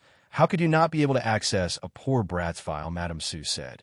"No, impartial goddess wouldn't make such a low-level mistake." Su Xing Chao picked up the communicator and dialed a number. "Old Su, how are you?" A calm voice came from the other side. "Zhang Wu Sheng, there's something I need to trouble you with. You flatter me. Please tell me. I'll try my best." Gu Qing Shan. "I'm sorry, Old Su. I can't tell you anything about this person because the matter involved is too serious. I'm really sorry." Su Xing Chao put down the communicator, went silent for a bit, then suddenly said, "This sly old bastard, he definitely knows something," looking at the words. "Highest level secret." Su Xing Chao felt it was extremely irritating. He suddenly slammed the table, saying, "Immediately transfer 100 million credits to the Federation's research department. Have them donate it to Gu Qing Shan. We'll also prepare some people to follow up on this," the person in charge said. "Very well. Please authorize it." "I authorize it." Connecting to the research department. "HM? It's been interrupted. What's going on?" With so many problems, Su Xing Chao couldn't help but walk up and stare at the screen. A line of text appeared on the screen. "From this year onwards, Gu Qing Shan's personal research funding will be fully funded by Impartial Goddess. No one is required to donate." Su Xing Chao's pupils dilated. "Musing, then directly donate it to him. Help him finish his studies." The person in charge of operating the computer wiped his sweat and quickly tapped on the keyboard. The system rejected it. He exclaimed in shock. Why would a donation be rejected? That's never happened before. Everyone in the room craned their necks, wanting to see what's going on the screen, only to see another line of text appear on the screen. From this year onwards, Citizen Gu Qingshan's personal expenses will be fully funded by Impartial Goddess and the President of the Federation. No one is allowed to interfere. Su Xingqiao was speechless. No one dared to even breathe too loudly, silently waiting for the master's orders. How regretful! How regretful! A research project classified as the highest level secret. Such a person was actually fired by our Su family. Su Xingqiao shook his head and said, Madame Su didn't know what to say, trying to explain herself. I'm afraid that this poor brat will try to hook up with our Su share, trying to reach the sky in one step, bastard. Su Xingqiao suddenly let out a thunderous roar and slapped Madame Su away. He couldn't hold it in anymore, shouting, Use your brain. How many years has it been since the Federation had a top-secret research project? When was the last time? What level of research is it? Have you checked it? I'll tell you, it's the interstellar warp technology that changed the world 30 years ago. Poor brat. Reaching the sky in one step? Huh. Su Xingqiao's anger hasn't subsided yet. Mocking. Even the president has to protect him. The martial saint doesn't even dare to say a word. What about Impartial Goddess? Impartial Goddess is using taxpayers' money to support him. He looked at the panicking Madame Su, saying, Such a person. You're still afraid he'll hook up with your daughter? Afraid he'll hook up with you? What a joke. Open your eyes and look. Even I can't hook up with him now. Dad, Xiao Ling is just worried about her daughter. She didn't think it through. Madame Su's husband came forward, trying to calm him down. Su Xingqiao's anger subsided a bit, showing disappointment in his eyes. Worried about her daughter? Humph. Is there a need to kill someone to do that? You're good at killing, but you don't know how to win people over. You don't know that killing people will only wear away your good fortune. The people's hearts are the foundation of a family. He shook his head. If that's the case, your daughter is 10,000 times better than you too in this aspect. Su Xingqiao tiredly rubbed his forehead, ordering, From now on, no one is allowed to interfere with Su Shui's matters.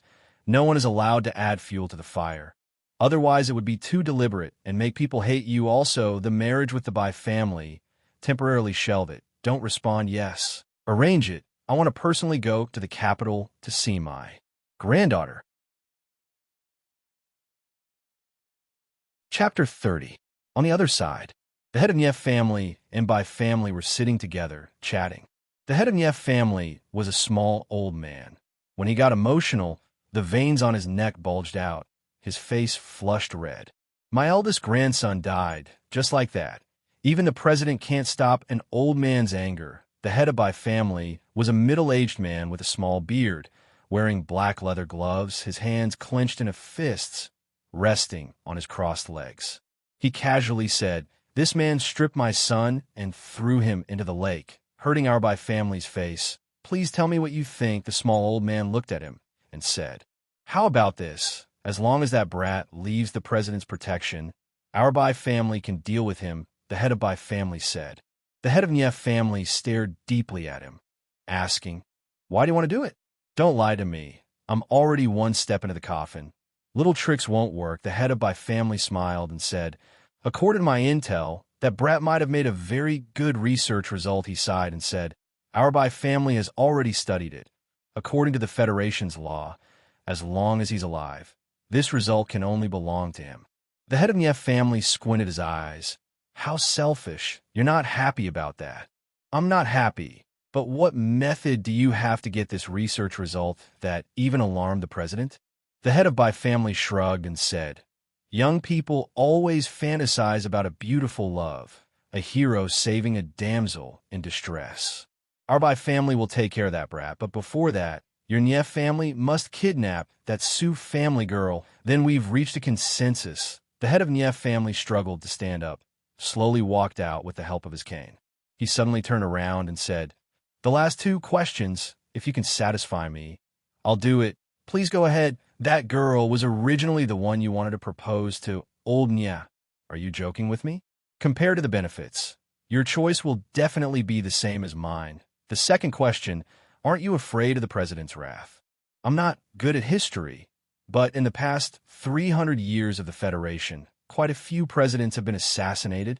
The Nye family's patriarch looked at him for a long time before saying, I will find a top expert to deal with the Sioux family's girl. As for that brat, you will be responsible for him. The head of the Bai clan stood up and said seriously, Rest assured, when it's time to divide the cake, I won't forget the Nye clan's contribution. The head of the Nye family nodded and left in satisfaction. The Bai clan master lit up a cigar and smoked half of it. Suddenly, he said, Guards, your subordinate is here. Arrange some people to keep an eye on the Nye clan. When they're done with their business, wipe them out immediately. Don't leave a single person alive. Yes, President's office. Everyone had left. Even Marshal St. Zhang Zongyang had left, leaving only the president and Gu Qingshan. So, you really don't want to take up a position in the scientific research department? The president asked. I want to go to university, Gu Qingshan said. The president continued. Although I'm following impartial goddess deductions to publicly accept you as my son, playing along isn't a good thing. If you do it too much, it's easy to forget your original intentions. He smiled warmly. I can take care of the matter of your studies. Just let me do my part, Gu Qingshan sincerely said. Thank you for your understanding and help. The president picked up the communicator on his desk and smiled. Of course, regarding your matter, we'll have to ask Goddess first before making any arrangements. The communicator quickly connected. I've decided to recommend Gu Qingshan to enter Capital University. What do you think? The president asked. From the other side of the communicator, impartial goddess's melodious female voice came. After deductions, combined with your opinion, the best place for Gu Qingshan is the Scientific Research Department, followed by the Federation's National Defense University. Although Capital University is ranked first, the mech research facilities and defensive measures are not conducive to Gu Qingshan's research. The president looked at Gu Qingshan. Gu Qingshan shrugged, expressing that she doesn't object and can accept it. The Federation's National Defense University is also one of the top 3 universities in the Federation, although its overall ranking isn't as high as Capital University. But mech research is a strong point, more suitable for her. More importantly, the Federation's National Defense University is very close to Capital University, so it won't be too hard to find Sushare later on. Studying at this kind of university suits Gu Qingshan very much. Seeing that, the president silently nodded, feeling a bit closer to Gu Qingshan. He's been through a lot. He's seen a lot of talented people, all of whom have bad tempers, a tendency to be arrogant and willful. Gu Qingshan is very young, but she's very receptive to other people's opinions, able to think objectively. This is very important, as it's directly related to Gu Qingshan's future. Then let's do it. I agree, the president said. Impartial goddess said. Please authorize. I authorize, the president said. Impartial goddess said. Begin data retrieval and placement. Begin calculation of Gu Qingshan's merit. Completing the appropriate placement, due to the high level of confidentiality, it will require a few minutes for special processing. Will be completed shortly. Seems like it's all arranged. The president nodded, looked away from the communicator, and looked at Gu Qingshan. Come to my house for lunch tomorrow. Meet your family. Gu Qingshan nodded. Very well. Then I'll have to trouble you, sir, the president smiled. It's no trouble at all. I'm so busy every day. All 3 meals are prepared by the chef. I don't have the time to learn how to cook. Gu Qingshan also smiled. After you enter university, make some more friends. It's a military school after all. We'll all be comrades after we graduate. We'll meet again sooner or later, the president said. Yes, I will. Gu Qingshan very seriously nodded. Since the president doesn't want to go through the motions and still treats her so sincerely, Gu Qingshan isn't an unreasonable person. Someone knocked on the door. What is it? The president asked. The Senate meeting has been going on for 10 minutes, sir. It'll be your turn to speak soon. I almost forgot. The president rubbed his forehead and stood up. Gu Qingshan also stood up, saying, I've troubled you. I really didn't think I would still be able to enter university in the end. The National Defense University is a good place, It's backed by the Federation's military, a strong militarized force. When the apocalypse shows up, I might be able to deal with it better. When he's not busy, he'll go look for Su Shui'er. Being able to live like this before the apocalypse really is a good thing. Gu Qingshan's mood lightened up. At this point, someone came to ask if the president was in his office. The president said, "Then I'll be going first. Remember to come to the mansion tomorrow afternoon," Gu Qingshan replied. Got it. The two of them left together. The president brought his staff to the meeting, while Gu Qingshan was escorted by a private car. After everyone left, the door to the president's office closed, and everything returned to silence. A few minutes later, the communicator on the president's desk lit up. Impartial goddess voice came from it. According to Gu Qingshan's personal merit, Federation authority, research level, as well as the Federation's general rules for training researchers, corresponding placement has been completed. Placement result: Federation National Defense University Mobile Mech Department, Special Class Professor, enjoying Federation honorary allowance. Gu Qingshan's personal file change complete. Chapter 31. As the night passed, the east slowly brightened. But today, it didn't rain. The sun slowly rose, hanging high in the cloudless blue sky. Gu Qingshan's figure suddenly appeared in a dense forest. The snake demon's corpse is still lying at his feet. 200 meters away, a cluster of arrows pierced deep into the tree branches. Staying in the other world for one day is equivalent to 1 hour in reality, but coming back from reality, not even a second has passed in the other world. This is a very strange flow of time. Gu Qingshan checked his inventory bag. The snake blood, snake fangs, and other spoils of war are all filled to the brim. Of the two most precious snake demon gallbladders, he ate one for himself. The other is silently sitting in his inventory bag, occasionally letting out a faint light. This is the best thing. Even now, Gu Qingshan can still feel his blood essence growing, almost catching up to martial cultivators. Should I walk the path of martial cultivators? Gu Qingshan is a bit hesitant. Whatever, let's not think about this for now. It's time to return to the barracks. I haven't had time to eat anything today.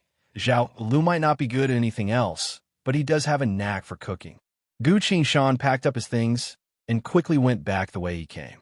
On the way, he didn't stop at all, only avoiding the demon beasts he came across. Killing demon beasts for a whole night, returning to reality to finish the research and development of a mech, meeting Anna, fighting a grandmaster, meeting the president and a martial saint, going on TV. He's feeling a bit tired. Since he's in the other world this time, he might as well take a good rest. When he returned to the barracks, Zhao Lu was standing at the entrance, waiting for him. As soon as he saw Gu Qingshan, he hurriedly said, "Brother Gu, it's bad." "What is it?" "Last night, a lot of demons appeared one after another." What exactly happened?" Gu Qingshan's expression tightened as he asked.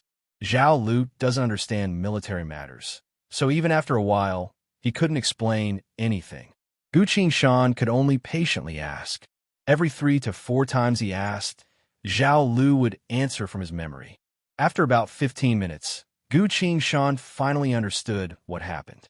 Last night, the demon army didn't send out a large force, only small special forces. These forces are all well-equipped and strong.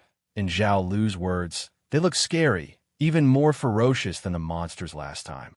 The troops of the devil army rushed out from the entrance of the camp at an extremely fast speed.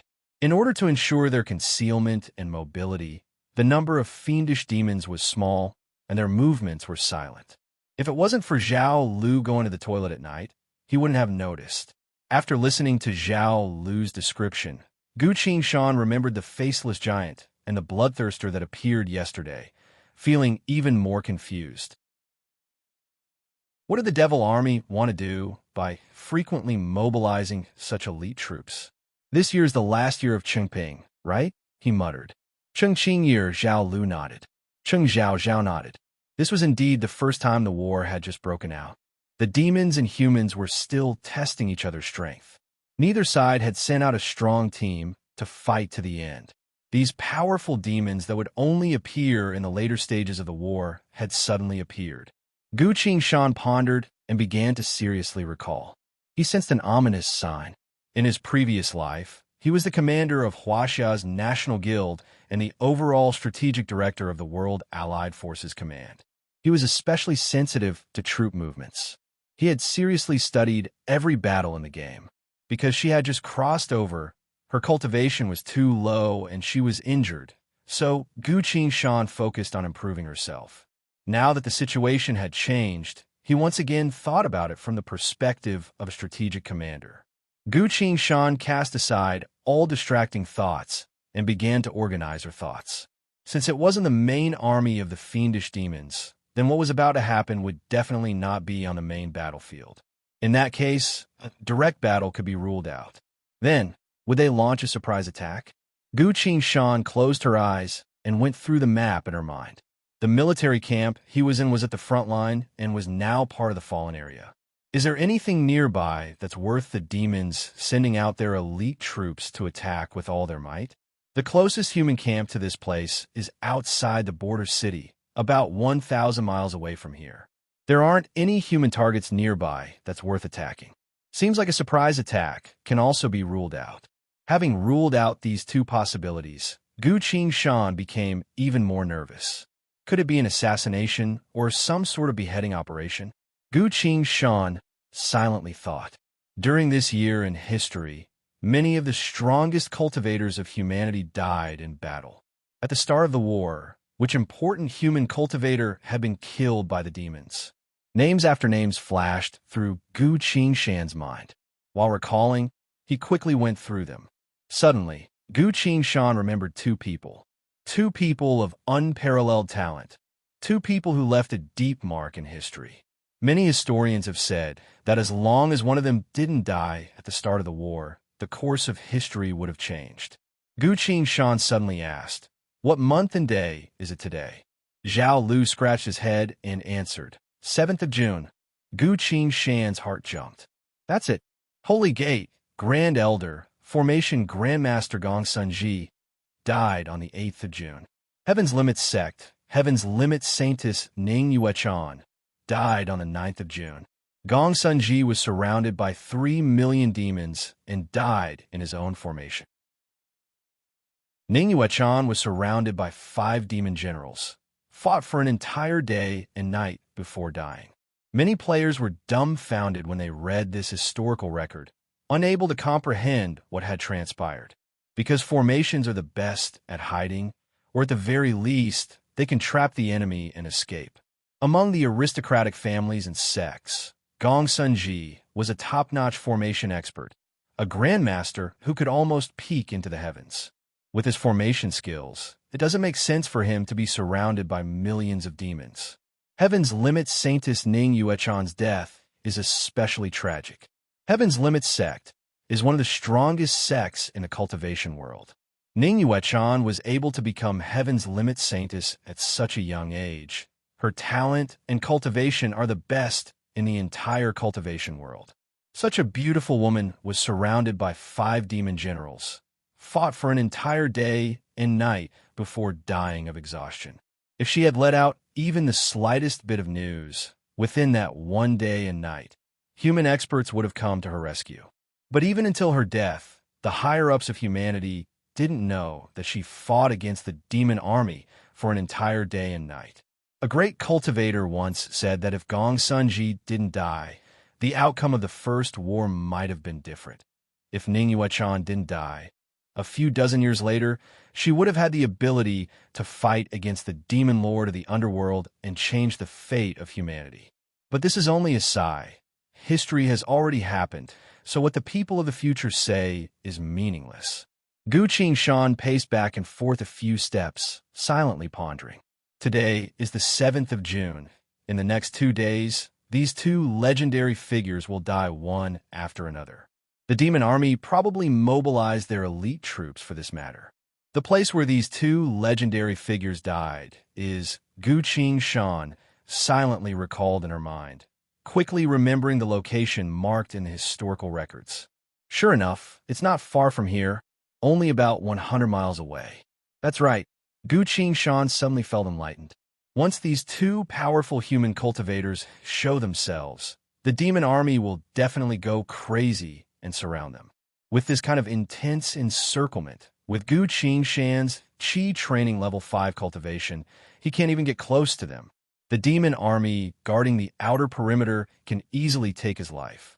To him, the only thing he can do is to take this opportunity to escape back to the humans' territory. Taking advantage of the fact that the demon army's attention is on these two legendary figures, he must escape from the enemy's territory.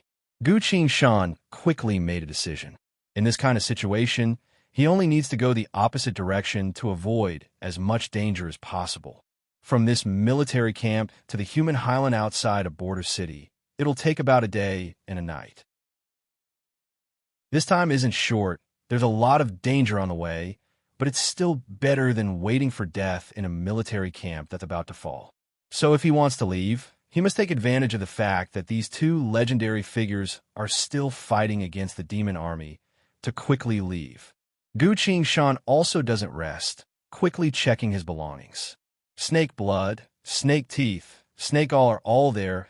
The military bow is still intact. There aren't many arrows left, so he'll need to replenish some before he leaves. The standard machete isn't very useful, but he still needs to bring one, just in case he needs to fight hand-to-hand. At least he has a weapon. Pack up. We're leaving immediately. As Gu Qingshan packs up, she tells Zhao Lu. Leave? Where? Zhao Lu opens his eyes wide. He's holding some freshly marinated demon beast meat in his hand, about to hang it under the eaves. Of course we're going to leave this area. Towards the human highland, Gu Qingshan says. Zhao Lu hesitates. But we've already found the spirit stones.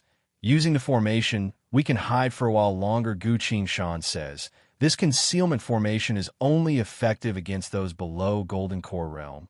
Those above Golden Core can easily see through it. He also says, a few days ago, that monster called the Faceless Giant had already discovered us, but because it had a mission to complete, and because we're nothing more than ants, it didn't pay any attention to us. Zhao Lu takes a step back, then another step back, shaking his head. Brother Gu, there's no need to scare me. What's the point of lying to me? Gu Qingshan patiently explains. If I'm not wrong, this area will soon become a battlefield. If we want to live, we have to leave as soon as possible, Zhao Lu says. Didn't you go hunting? How do you know all this? Gu Qingshan says, just by looking at the demon army's movements. Don't worry, I'm not wrong about this. Zhao Lu keeps shaking his head. That's not right. You must be mistaken. It's so dangerous out there. You can lose your life at any time. If you want to leave, you can leave. I'm not leaving. Gu Qingshan thinks about the healing pill he gave her, sighs, but still tries to persuade him. Come with me. This place can't be defended. We'll lose our lives in an instant. Zhao Lu shakes his head like a rattle drum, saying, leaving is the real danger.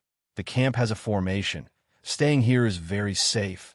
Not to mention, the human army will retake this place sooner or later. Gu Qingshan tries to persuade him a few more times, but seeing Zhao Lu's resolute attitude, even looking at her with a bit of hatred in his eyes, she finally gives up. I hope you understand, Gu Qingshan says very seriously. Once the demons come, it'll be too late for you to regret. Zhao Lu stiffens his neck, not saying a word. Seeing that, Gu Qingshan helplessly turns around, leaving the camp without looking back. Until Gu Qingshan can't even be seen anymore, Zhao Lu spits on the ground. Peh! Going out is the most dangerous. Those soldiers all died at the hands of the demons because they left the camp. Everyone else is lying in the pit of corpses. Only I'm alive. Originally, I thought it was a reinforcement, but it turns out it's just a new recruit. I had to wait for a few days for nothing before I understood. Ridiculous. Not only did you want to die, you even dared to trick me. Chapter 32. Gu Qingshan quickly ran through the forest until he reached a clearing where he carefully took a detour. After running for a few dozen feet, another clearing appeared in front of him. Gu Qingshan paused and took another detour.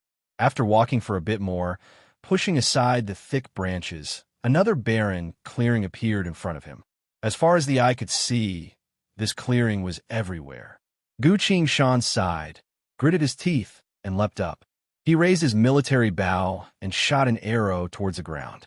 The arrow pierced deep into the ground, leaving only the tail of the arrow exposed. Not too long later, a face as big as a field appeared in the clearing. The face spat out the arrow, looked at Gu Shan, and slowly asked, "How did you know that I was here?" Gu Shan observed it and replied, "The soil is too new." "What do you mean?" The face showed a confused expression.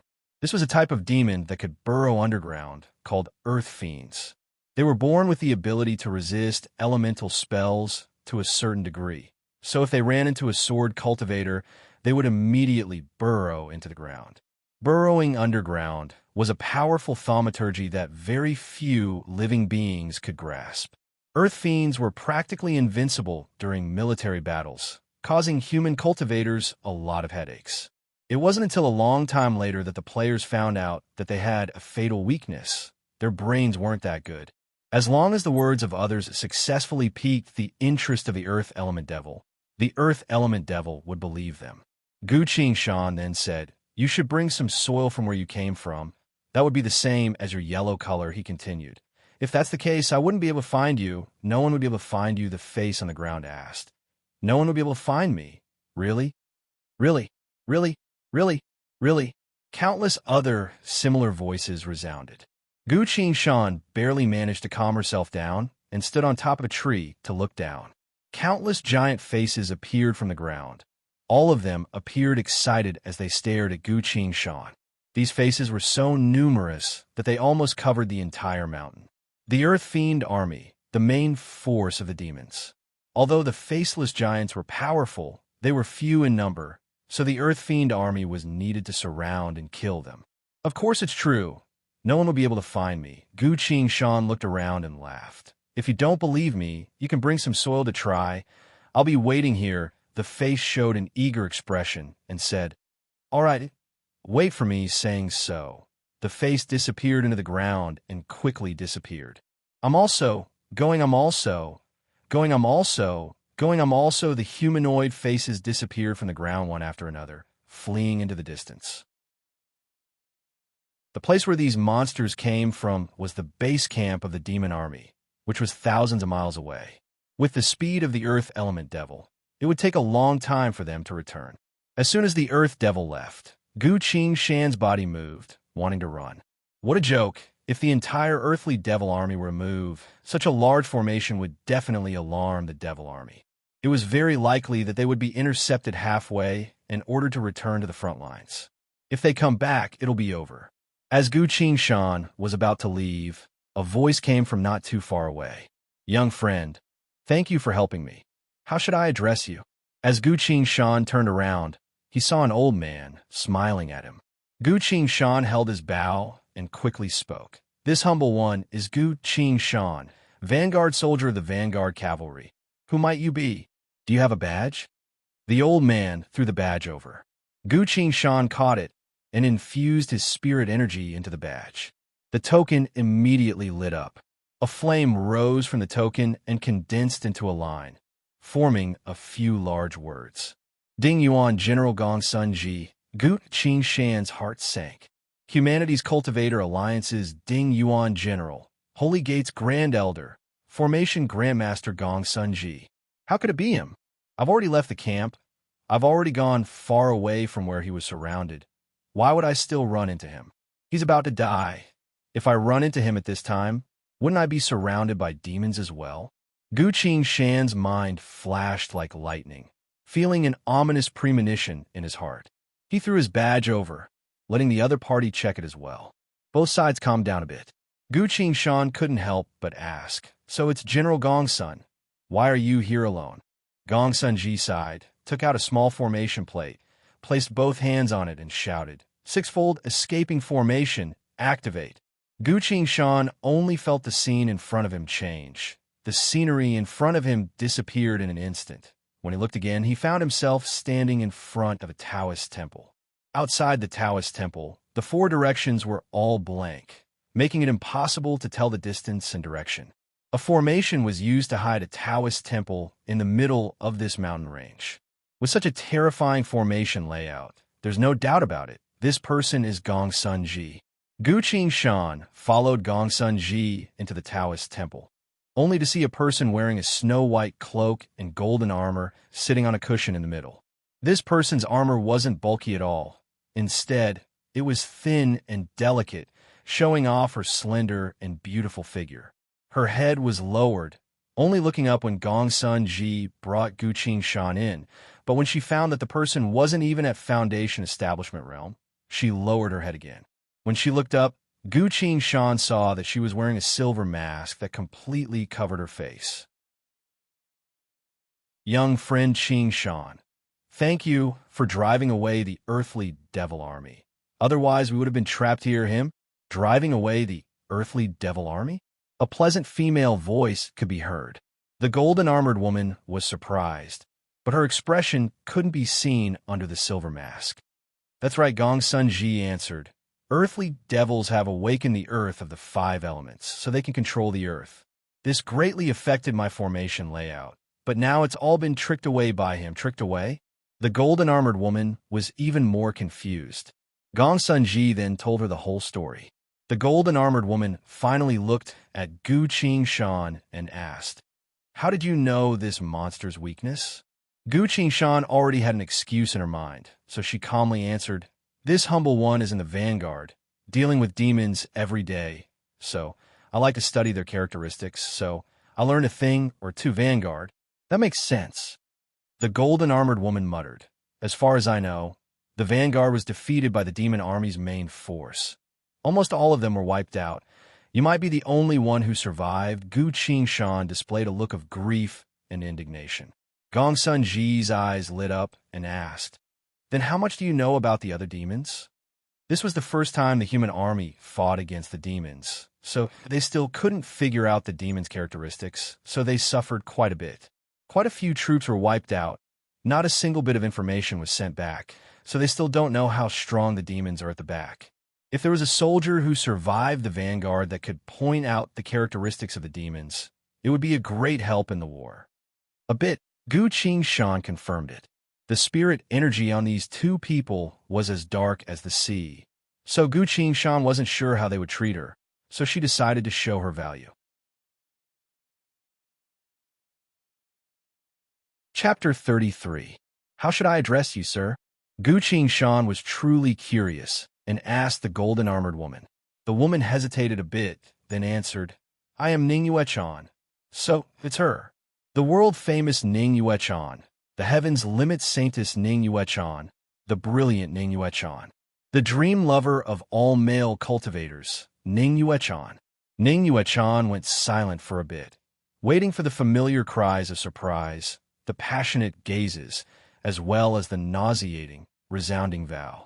Every time she met a young male cultivator, no matter who they were, they would never be able to escape from this routine.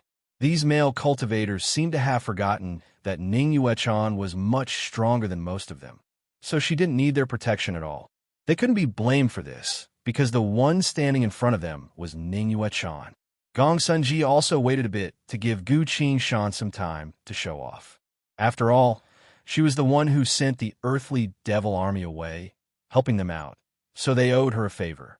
But after waiting for a while, Gu Shan didn't move, didn't make a sound, didn't react.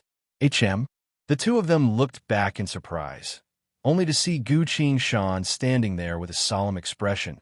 His eyebrows as thick as a mountain were scrunched together. "What a strange guy," Ning Yuechan silently commented. But Gu Shan couldn't be blamed for this, because what he was seeing right now was completely out of his expectations, completely out of line with history. He was completely lost in thought. How did these 2 people who were about to die end up together? What kind of mistake did history make? Including Gu Shan. None of the players knew that these 2 people were actually together before they died.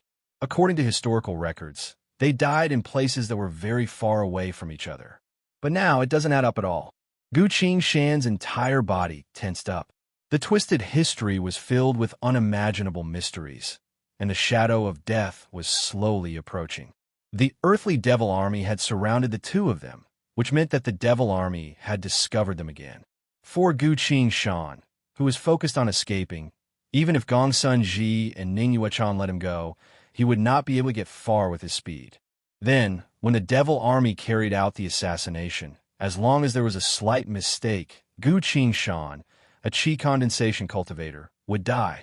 What could he do to save his life? Gu Qingshan forced herself to calm down. The Sacred Tao Gate and the Celestial Limit sect were separated by tens of thousands of miles, so the two sects did not interact much. Gong Sun Ji was a senior, while Ning Yuechan was a rising star. According to historical records, the two of them had never crossed paths in their lives. They had never even seen each other. If that was the case, it was very likely that the two of them were carrying out a military mission together. Yes, that's right. They must have some sort of mission or completed something.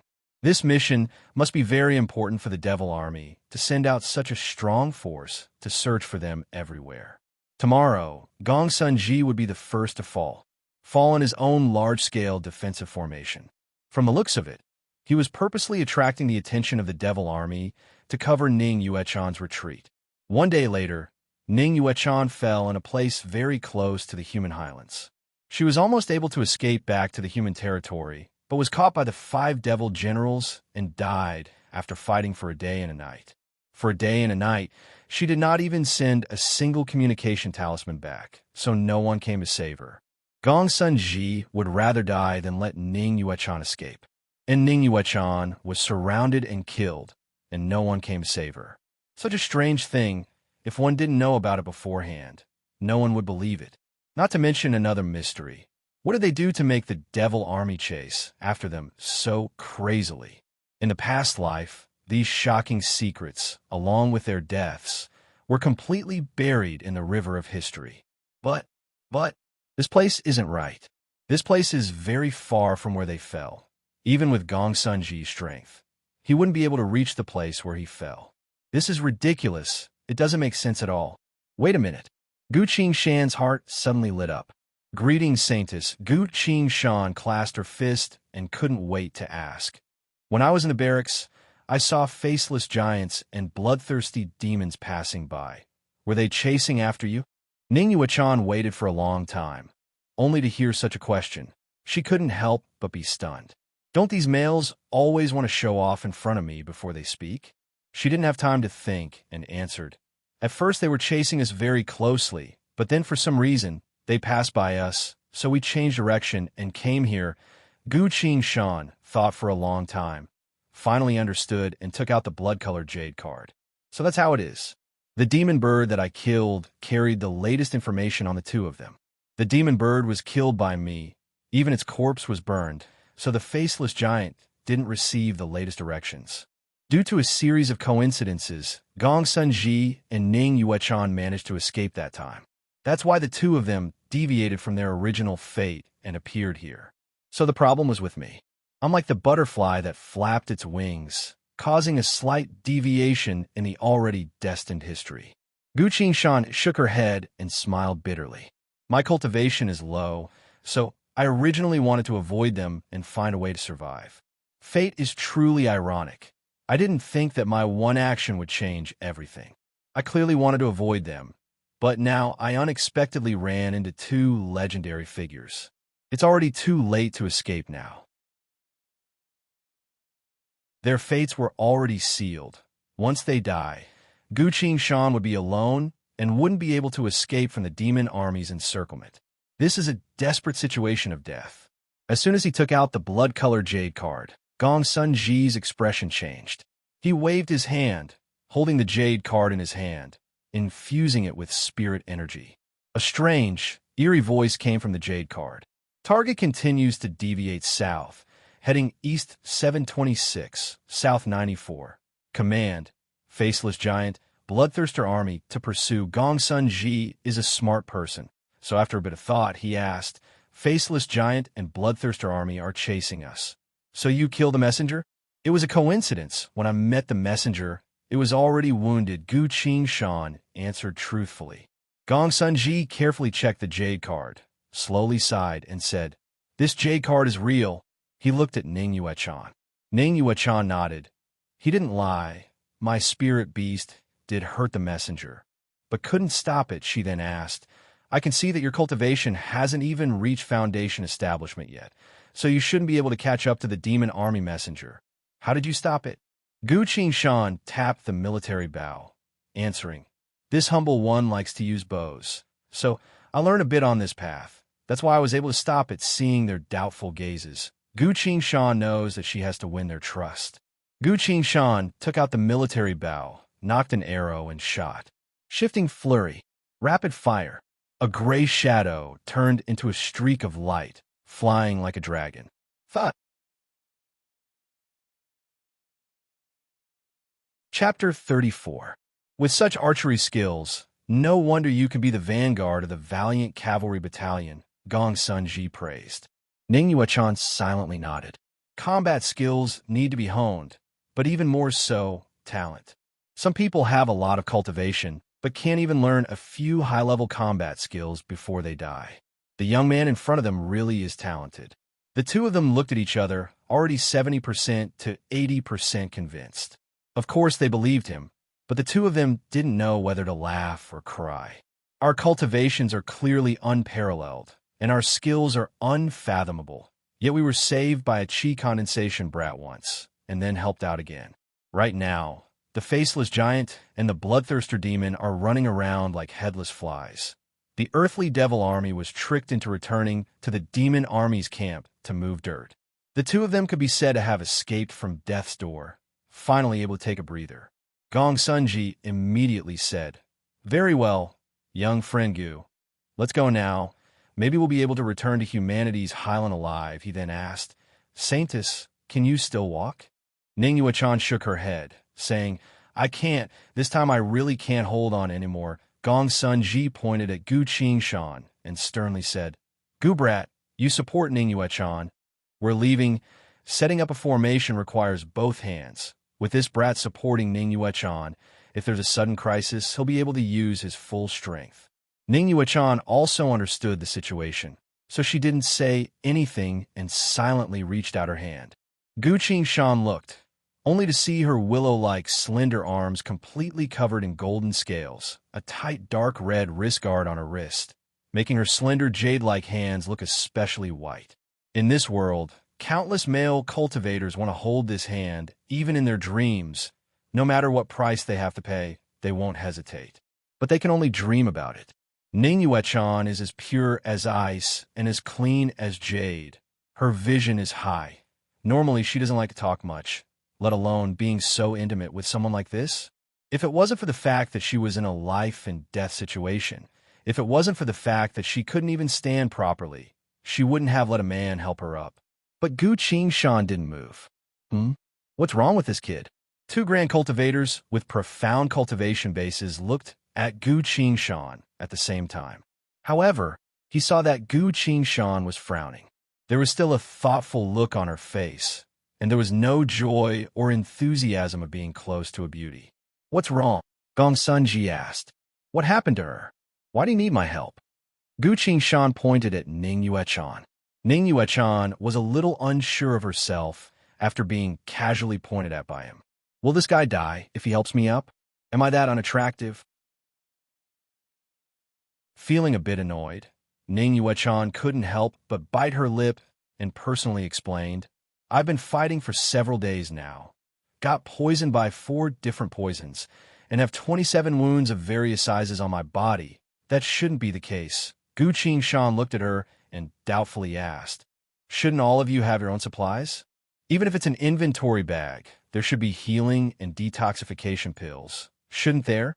Ning Yuechan turned her head away and answered, "I've already used them up." Gong Sun Ji also smiled bitterly.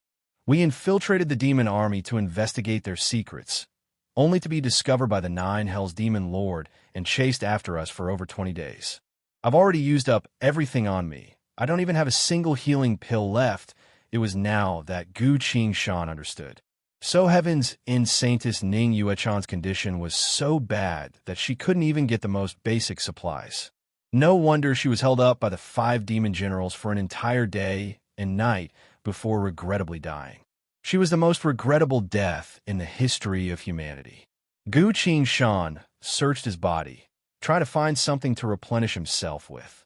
As Gong Sun Ji and Ning Yuechan were observing him, their eyes lit up as they saw his actions. That's right, this brat might have some replenishing pills. While they were thinking, Gu Qingshan put her hand down and said, I'm sorry, but I also don't have any healing pills. The two of them were a bit disappointed. Ning Yuechan was a bit annoyed. If you don't have any, then why are you looking for me for so long? Let's go. Let's not waste any more time. Gong Sun Ji turned around and said, Wait a minute. Gu Qingshan suddenly remembered something. He took out a leather bag and poured out a snake gallbladder that was emitting a faint light. A snake gallbladder from a demon snake. It's very rare. Perhaps it'll be useful for your poison and wounds. Saying so, Gu Qingshan held the gallbladder in his hand. Glancing at it, Gong Sun Ji was overjoyed. It's more than useful. It's perfect timing. A demon snake gallbladder can replenish blood and flesh. It can also neutralize poison. Just right for you. Just right for you. Gong Sun Ji urged. Saintess, you're saved. Quickly take this. Ning Yuechan was stunned as she stared at the gallbladder in his hand. With her knowledge, she naturally knows how precious and important this gallbladder is to her right now.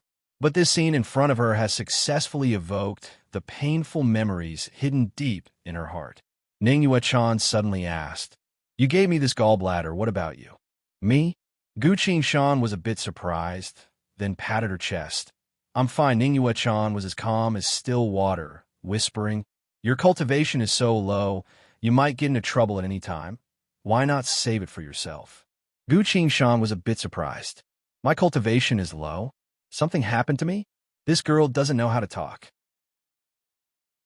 Gu Qingshan glared at his silver mask and said impatiently, Are you going to eat it or not? If not, I'll throw it away. No matter how good-tempered Ning Yuechan was, she still glared back at the young man behind the mask. What kind of attitude is this? What do you mean I'll throw it away if you don't eat it? How can this person speak like this?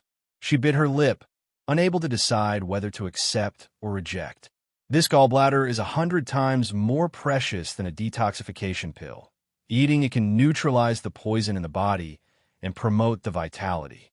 Although the demon snake is not strong, it only eats once a year, and when it is full, it will crawl into the deep belly of the mountain and sleep for a whole year. After 360 years, when the demon snake transforms into a jiao, it will leave its original place and find a spiritual land of the 5 elements to nourish its soul in preparation for the transformation into a dragon. It is very rare to encounter a demon snake. This gallbladder looks like it is almost 300 years old, which is even more rare. However, he just casually took it out. If it was another time, if Ning Yuechan wasn't like a dying lamp, poisoned, and if he didn't just take out the antidote gallbladder, Ning Yuechan wouldn't have any mood swings at all. But it was in this kind of situation that she suddenly remembered the pain from deep within her memory. When she first entered Heaven's Limit sect, Ning Yuechan used her monstrous cultivation talent to attract everyone's attention. As she grew older, her peerless beauty also appeared in front of everyone. Gradually, almost every day, there would be fellow disciples who would try to please her. Finally, in her budding years, she was moved by a fellow disciple who was just as outstanding and began to try to get in touch with him. Who knew that during one of their training trips, the two of them would be trapped in a miasma-filled ancient ruin, unable to come out for several months. That fellow disciple secretly set up a trap, wanting to kill her and steal the last remaining detoxification pill in her storage bag. Ning Yuechan will always remember that fellow disciple's ferocious look and his crazed roar. Damn little slut, hand over the detoxification pill. That day was Ning Yuechan's birthday, and was also the first time in her life that she killed someone.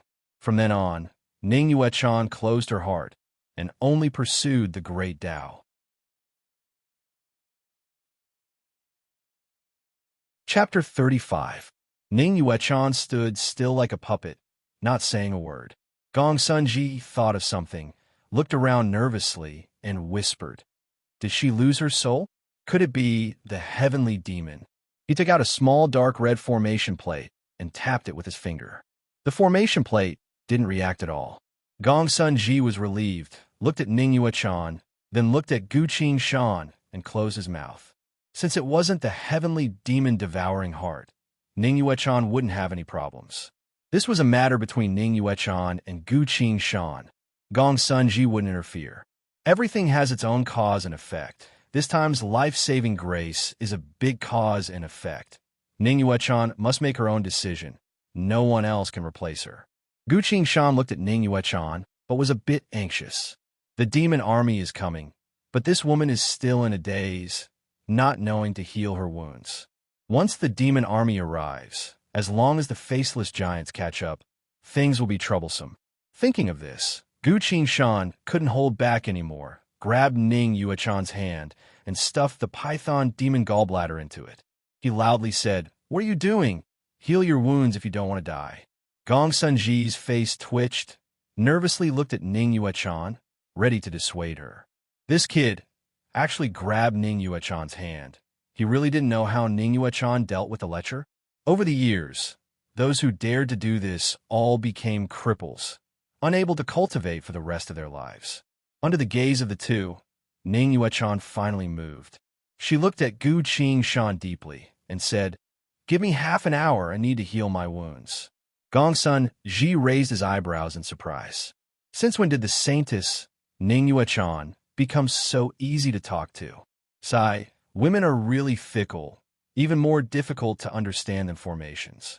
Gong Sunji silently shook his head. But Gu Qing-shan was satisfied and immediately said, "That's right. Only when your body recovers will you have the strength to fight." Although I don't know Ning Yushi's true strength, but in the past life, she was able to fight against 5 demon generals for a day and a night despite running out of supplies and being heavily wounded, so her true strength is definitely not weak. Ning Yushi lowered her head and muttered, "Thank you." Before Ning Yushi even finished her sentence, Gu Qing-shan wasn't looking at her anymore, instead pulling Gong Sunji aside and said, "There's still some time, Senior Gong Sun. I have some understanding in the art of war, so I have some questions." He was a formation grandmaster, the Dingyuan general of the Human Allied Army, a famous figure in history. History even said that he died too early, or else the direction of the war would have changed. Gu Qing-shan was also a strategic commander in the past life. Now that she met Gong Sunji, she was already planning to spar with him. Gong Sunji met her passionate gaze, slightly startled, and said, "Sure." Gu Qing-shan immediately asked, "At the beginning of the war, why did you arrange for 2 battalions of 5-element sorcerers in the Southwest Highlands?" Gong Sunji said, "About that, I think there are 3 advantages to this arrangement." The two quickly began to talk. Ning Yuechan walked to the praying mat and sat down. After a moment of hesitation, she took off the silver mask on her face. She released her divine sense, closely watching the two, but she saw that neither of them turned around, nor did they release their divine sense to observe her.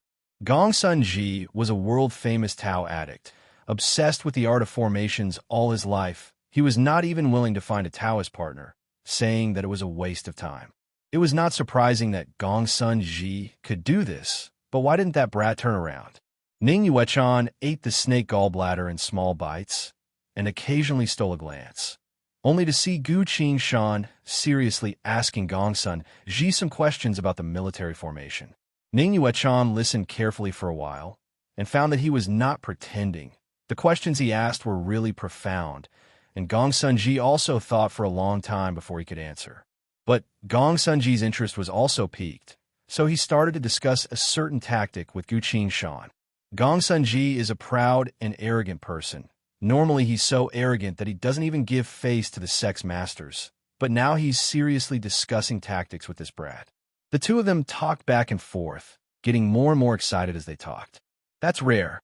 While Ning Yuechan was surprised, she was also a bit worried. "I'm not wearing my mask right now. So many cultivators, because of their greed for my face, became half-hearted on the battlefield, making so many mistakes that they even lost their lives. Wearing a mask is to prevent others from seeing me. Now that I've taken it off, why isn't he looking?" After eating the snake gallbladder, Ning Yuechan silently put on her silver mask. She felt an indescribable sense of loss. But very quickly, Ning Yuechan closed her eyes and began to heal herself. so these messy thoughts also slowly disappeared. The camp. Zhao Lu tore down half of the house, arranging the wood neatly. Winter is coming, so these are to be used to keep warm. Although the camp doesn't have any supplies, there's still plenty of water and seasoning. Quite a few demon beasts were still in stock, so when Gu Qingshan left, she only took a few for rations. The rest were carefully marinated and preserved by Zhao Lu. The formation is working well, so Zhao Lu counted the days and changed the spirit stones on time. Zhao Lu felt that his life is very fulfilling, very peaceful. As long as the human alliance manages to counterattack once or twice in the following days, he'll be saved. A kitchen soldier surviving alone in a fallen zone at the front line, that'll definitely cause a commotion. Such a heroic feat. When I return home, I'll definitely be welcomed with open arms. At that time, with my reputation as a warrior, I'll be able to marry a decent woman and live the rest of my life in glory. While Zhao Lu was thinking, another loud noise came from outside the camp. A foot came down from the clouds, causing the ground to shake. Then, another foot landed on the ground. Not long after, the loud noise went away. Zhao Lu looked at the giant monster that went away, suddenly feeling that after seeing it a lot, he's become a bit braver. That guy said it was a chaotic-type demon, a faceless giant. No matter what kind of terrifying demon it is, with the concealment formation, it's safe. After seeing it a lot, Zhao Lu felt that this demon wasn't anything special. But the strange thing is the frequency of this monster's appearance seems to be increasing, like it's looking for something but couldn't find it. While Zhao Lu was thinking, another loud noise came from afar. The footsteps came closer again. Zhao Lu sighed a bit annoyed, preparing to go back to the camp to rest when the footsteps disappear. After a while, the footsteps disappeared again. Yawning, Zhao Lu headed back to the camp. He unintentionally glanced at the camp's main gate, then froze in place. That pair of horrifying, giant feet was standing still at the camp's main gate. The sky suddenly darkened. The entire camp was plunged into darkness. Zhao Lu looked up, only to see a horrifying giant hand descending from the sky, blocking out the sun and the sky. The thin layer of light surrounding the camp flashed, popping like a bubble in front of the giant hand. It's over. Zhao Lu looked at the horrifying giant hand coming closer and closer, suddenly remembered Gu Qingshan's advice. Endless regret flooded his mind. Zhao Lu screamed out loud, "No, don't eat me."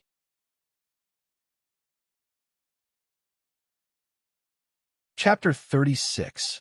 Half an hour passed in the blink of an eye. As soon as Ning Yuechan opened her eyes, she heard Gong Sunji saying something. Gong Sunji replied, "As soon as we returned, we sent out a communication talisman for help," Gu Qingshan commented. "That's strange. I've been in the camp for a few days now, but I've never seen a human army pass by Gong Sunji's side. There's nothing strange about that, because when we came out to investigate this time, we coincidentally found a traitor among the higher-ups of humanity, so that's why." Gu Qingshan was surprised. No wonder no human army came to their rescue when the two legendary figures were fighting to the death while surrounded by the demon army. Their communication talismans were probably intercepted by the traitor, so that no one knew about their predicament. It's even possible that the human army was sent away by the traitor to make things easier for the demon army. If that's the case, the three of them are really in danger.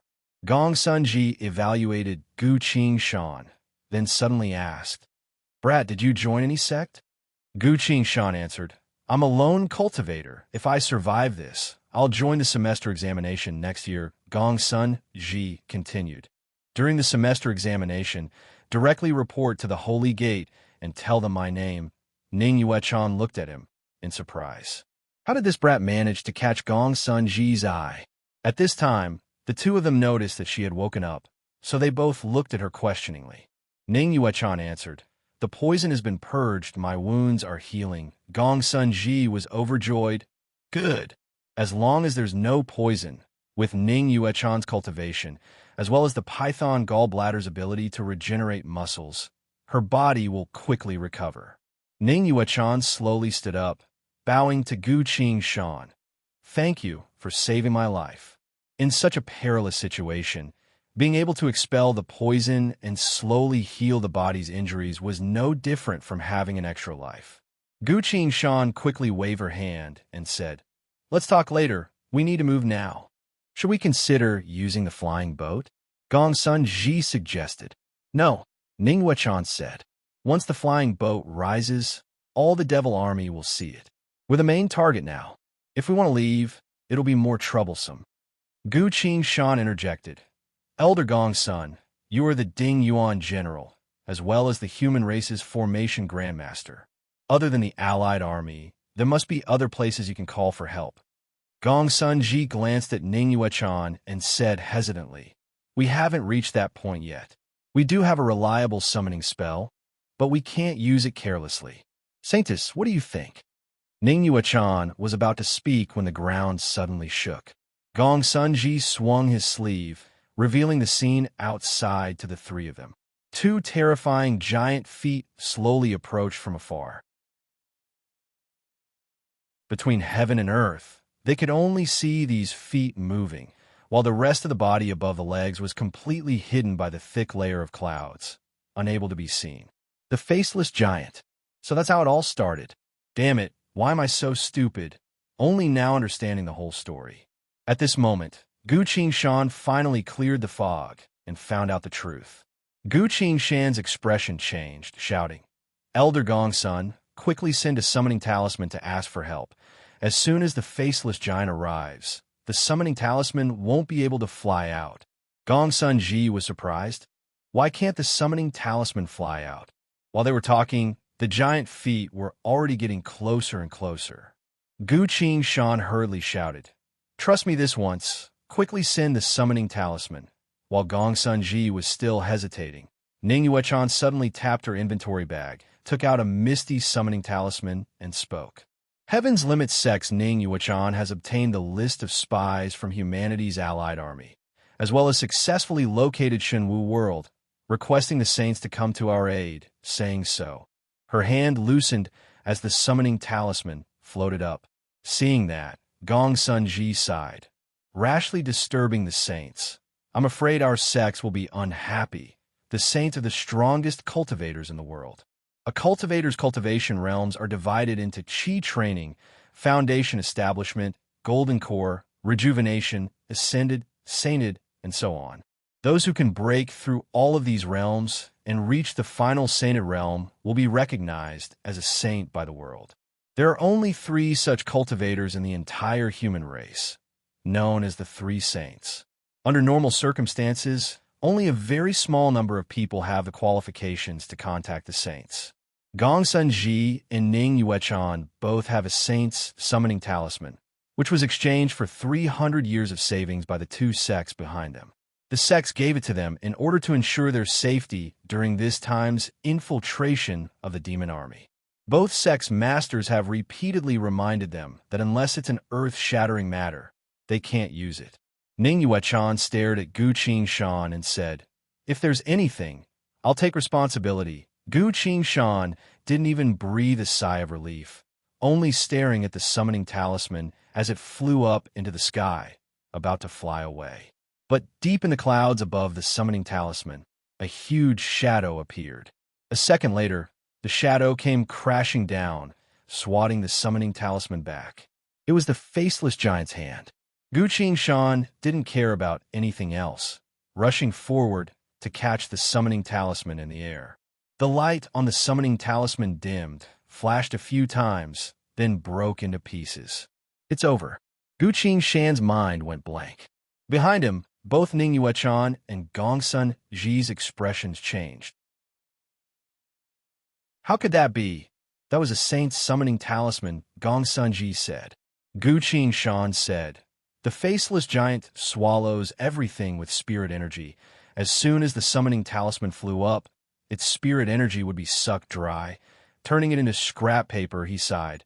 "I'm afraid we won't be able to escape. Not only are there spies among humanity's higher-ups, but there's also a faceless giant among the demons to prevent them from calling for help. No wonder they couldn't escape. The more they struggle, the tighter the net will be." The situation has worsened to the point where life and death are hanging by a thread. Could it be that history only took a slight turn and will soon return to its original track? No, I have to do something. But I've only returned not too long ago. My strength is so low. What can I do? Gu Shan was thinking hard. Gong Sunji suddenly realized, saying, "So that's how it is. No wonder when I used the elemental formation to attack it before, it didn't have any effect." Ning Yuechan slowly stood up, standing side by side with the two of them, saying, "If we can't escape, then we can only fight it." Ning Yuechan suddenly tapped her inventory bag, took out a bow, and gave it to Gu Shan. She said, "Your military bow is too weak. I'll give this to you." Gu Shan was a bit surprised, asking, "Why give it to me?" Ning Yuechan very seriously said, "You killed the demon army's messenger, as well as gave me the snake gall to heal my wounds. So I'll give this bow to you as a small token of my gratitude." Gu Shan looked down, only to see that this bow was half an arm longer than his military bow. The entire bow was simple and unadorned, nothing special about it. As Gu Shan looked down, his expression became serious. This bow isn't ostentatious at all. All of its killing intent is hidden, not leaking out at all. At first glance, he couldn't feel any presence from the bow, as if it doesn't exist at all.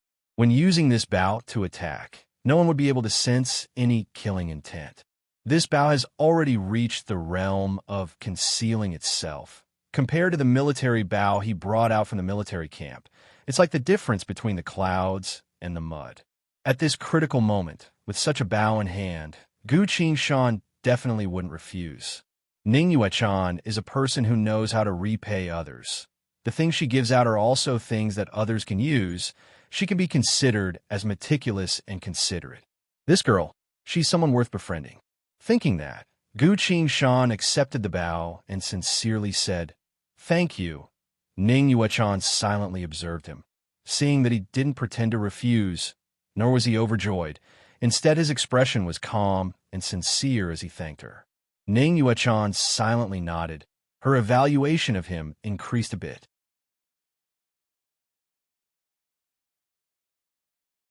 Chapter 37. I will, saying so. Gu Shan held the bow in her hand and carefully looked at it. Sure enough, she saw two small characters on it. Night Rain. Gu Shan circulated her spirit energy and infused it into the night rain. The bow became blurry and disappeared from Gu Shan's sight. Gu Shan could feel that she was holding the bow, but she couldn't see it. Not even her inner sight could sense it. That's not all. Very quickly, Gu Shan's presence also disappeared. He was standing still, but his body seemed to be isolated from the world. If you didn't see him, you wouldn't be able to sense his existence at all. Good bow, Gu Shan praised. At this time, the faceless giant was right in front of them. In the forest far away, a few dozen ghostly flame serpents carrying the bloodthirster were running towards them. Ning Yuechan pulled out a shiny blade, looked at the faceless giant, and said, "If the 5 elemental formation doesn't work on it, I'll go." Gong Sunji nodded and said, "I won't attack this demon. Leave the others to me. You protect him." Ning Yuechan swung the blade and said without looking back. Gong Sunji glanced at Gu Shan, held back his laughter, and said, "Of course, Ning Yuechan is a blade user?" Gu Shan couldn't help but look at the blade. This blade is about 2 inches longer than normal blades. The blade itself is very narrow. From the handle to the tip of the blade, it's a straight line. This is a straight blade used by female cultivators, compared to the broad scimitars used by male cultivators. It's a bit more flexible. Wind shadow.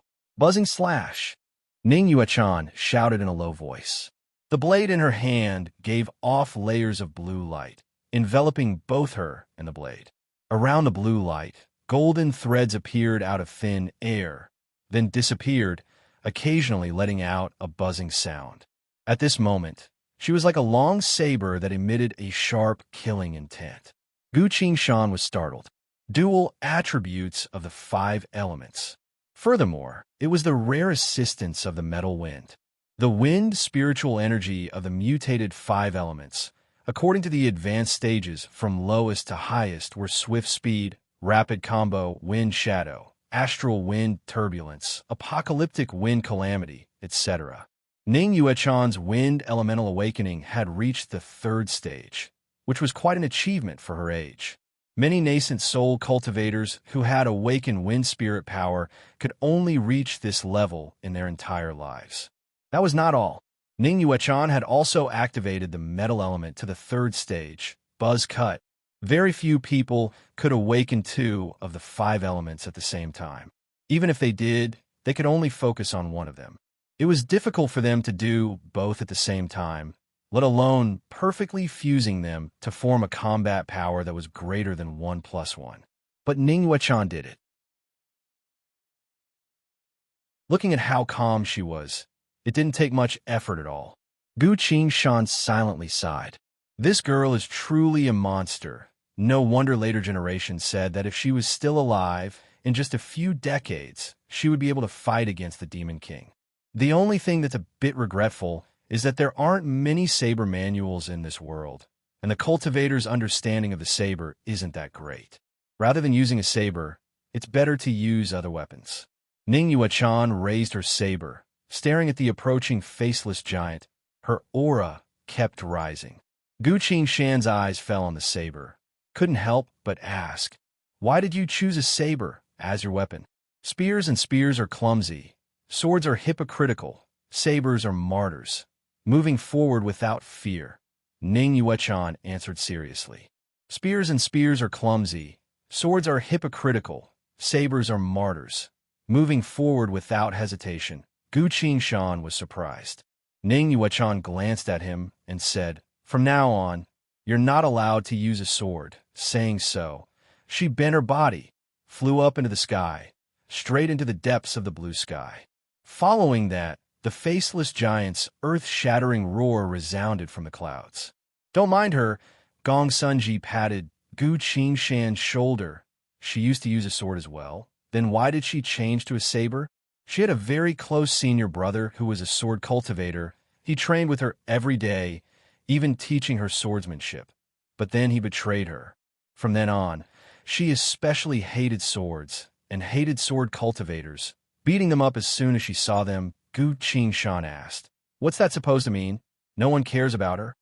Gong Sun Ji smiled bitterly. "As her elders, we also want to uphold justice. But who told her to be Ning Yuechan? Those sword cultivators who tried to get close to her, but couldn't help but want to touch her, so they deserved to be beaten up, beat them up as soon as she saw them, to kill them." Gu Qingshan pondered. "That's not necessarily the case. For the past few years, she's always beaten them until they're begging for mercy. Only then will she stop," Gong Sun Ji said. Gu Qingshan recalled herself begging for mercy in front of Ning Yuechan and quickly shook her head. Seeing Gu Qingshan's confused look, Gong Sun Ji thought for a bit, then consoled her. "Don't be afraid. You're not a sword cultivator. It'll be fine." "I am a sword cultivator," Gu Qingshan silently thought. But ever since her return, she still hasn't touched a sword. So for the time being, she won't offend this terrifyingly strong girl. "I've saved her life. I won't be beaten until I'm begging for mercy, right? If I really can't, I'll just hide far away and wait until my swordsmanship is back to normal." While Gu Qingshan was thinking, a loud sound came from the sky. Boom! A black shadow fell from the clouds, crashing into the ground. "How are you?" Gu Qingshan ran over and asked in a hurry. Ning Yuechan stood up and whispered, "I'm fine. You hide yourself." A few moments later, a vast blade phantom enveloped Ning Yuechan, her snow-white cloak fluttering in the wind. Wearing her golden armor, she flew up from the crater in the ground, trying to fly above the clouds. "Evildoer, die." Her delicate voice came from the sky. A loud and distant cry of pain came from the depths of the clouds. This was the faceless giant's cry. The recovered Ning Yuechan was able to fight against the faceless giant head-on. That's ridiculous. The exciting battle in the sky was still going on. Gu Qingshan sighed, muttering, "She looks quiet and gentle, but when she fights, she doesn't care about her life." Sure enough, blade users are all desperados. "You're the desperado." An angry voice came to her mind. This was Ning Yuechan's voice. Gu Qingshan was surprised, then a bit dejected. He looked up. The thick clouds blocked his vision, but he could still feel Ning Yuechan glaring at him from the sky. Damn it, I forgot. She's able to fight against the faceless giant head-on. Her cultivation is at least rejuvenation realm, maybe even higher. With such a high cultivation, the range of her inner sight is very wide. Anything I say will be heard by her. Gu Qingshan rationally shut his mouth. In this life, Ning Yuechan is no longer affected by the poison. Her body is also slowly recovering. Her fate will most likely be different from history. While he was thinking, he suddenly noticed the bloodthirster demons in the forest in front of him. Below them were the natural fire elemental assassins, ghostly flame serpents. The demon army's assault force has caught up. They appeared without a sound, quickly running towards Gu Qingshan and Gong Sunji. The famous encirclement in history officially began at this moment. Gong Sunji's expression was cold, tapping his inventory bag and took out a delicate formation plate. I can't kill the faceless giant, but dealing with you guys is no problem, he spoke in a low voice. As Gu Qingshan was about to raise his bow, his body suddenly froze. His entire body was nailed to the ground, unable to move. Countless streams of data flowed like a waterfall in front of his eyes. A cold mechanical system notification was heard. Detected that the user has triggered a unique historical storyline. Current conditions meet activation criteria.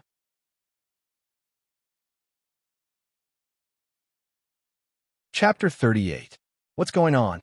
Gu Qingshan's expression changed, quickly looking at the War God UI. A streak of light flashed across the War God UI, turning into a few lines of red text in the middle of the screen. Break the chains of fate. Change history that has already been decided. User Gu Qingshan has entered a destiny quest. Quest description. Gong Sunji and Ning Yuechan are fallen characters buried deep within history. If you can change their fate, you'll be able to change the course of history. Quest objective. Save Gong Sunji and Ning Yuechan. After the quest is completed, you'll receive a special storyline reward. War God's Thaumaturgy. Unique. If the quest is failed, the user will be erased. Gu Qingshan read it all in one breath, then froze. Me? Save them? He bitterly smiled. I'll be erased if the quest is failed? How interesting. It sounds like if the quest is failed, the demons will be generous enough to let me go. Gu Qingshan looked up at the sky. A battle at the level of the faceless giant. With Gu Qingshan's current strength, he can't interfere at all. But if he wants to run away, with more and more demons around him, it's almost impossible to escape alone. Even if he can run away, the system has already given him the quest. He can't live alone. If Gong Sunji and Ning Yuechan die, he'll be erased as well. Gu Qingshan looked forward again. The demon army is madly charging forward, about to enter their firing range. The situation has reached its most critical point. Gong Sunji's hand were like butterflies flying through flowers, quickly hitting the formation plate, shouting, "Mountain burial formation!" The earth rumbled, 5 mountains rose from the ground, squeezing dozens of gray flame, serpents, and bloodthirsters inside, squeezing them back and forth like a millstone. As the mountains rose higher and higher, the pressure between them also increased, squeezing a lot of gray flame serpents into a bloody mess. Suddenly, an underworld flame serpent fell from the mountain peaks and smashed onto the ground, dying. Gu Qingshan's eyes flickered. He pulled out an arrow, placed it on a longbow named Night Rain, and raised his hand to shoot. This was a custom-made arrow. The arrowhead was made by Gu Qingshan using the venomous fangs of the python demon. Its power was incomparable to ordinary arrows. There was a swoosh. The arrow pierced into the ghost flame, evil snake's body, deeply penetrating its internal organs. The venom on the python demon's fangs instantly took effect, and the unlucky ghostly fire evil snake quickly died. The ghostly flame serpent is a high-tier demon beast, so its ability to sense danger is very strong. But in front of the Night Rain, it couldn't sense its death at all. Gu Qingshan tightened her grip on her longbow, and her impression of Ning Yuechan increased. Gong Sunji turned around and nodded approvingly at him. Very good. Shoot more arrows. It's best if you don't give them a chance to attack. All right. Gu Qingshan took out another arrow and suddenly had an idea. A notification popped up in his thoughts. See, killed high-tier monster, ghostly flame serpent, gained 20 soul points, current soul points, 21/7. You could do that? Gu Qingshan didn't expect that. The amount of soul points he has now far exceeds his maximum soul points. When killing low-tier demon beasts, once the amount of soul points reaches the limit, he can't accumulate anymore. This gave Gu Qingshan a headache. The ghostly flame serpent is a high-tier demon beast, equivalent to a human foundation establishment realm cultivator, much higher than Gu Qingshan's cultivation. After killing the ghostly flame serpent, the amount of soul points he accumulated reached 21, enough to learn a lot of skills. From the looks of it, the War God UI really encourages players to challenge opponents stronger than themselves. Once they win, they can ignore the soul points limit and accumulate even more soul points. Gu Qingshan slowly understood, so he put the night rain away and switched to the military bow, learning the precision skill. I choose to comprehend precision. Precision has been comprehended, soul points used. For current soul points, 17/7, a warm feeling flowed from the military bow into Gu Qingshan's mind.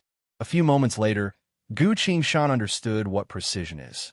He picked up a normal arrow, aiming at a dying, ghostly flame serpent that fell from the 5th peak. Sha! The ghostly flame serpent felt danger, instinctively wanted to dodge, but its wounds were too heavy. It couldn't move. The arrow pierced through the ghostly flame serpent's eye socket, pierced deep into its skull, and took its life. So that's why precision means to increase accuracy, Gu Qingshan understood. Killed high-tier monster, ghostly flame serpent, gained 20 soul points, current soul points. 37/7, Gu Qingshan put down the military bow and switched to the night rain. He opened the War God UI and quickly scanned through the skills of the night rain. Bow name, night rain, use the following skills. Number 1, bombardment, user. Ning and Nan, soul point cost.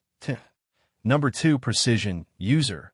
Ning Yuechan, soul points cost. 6. Third, great piercing strike, user.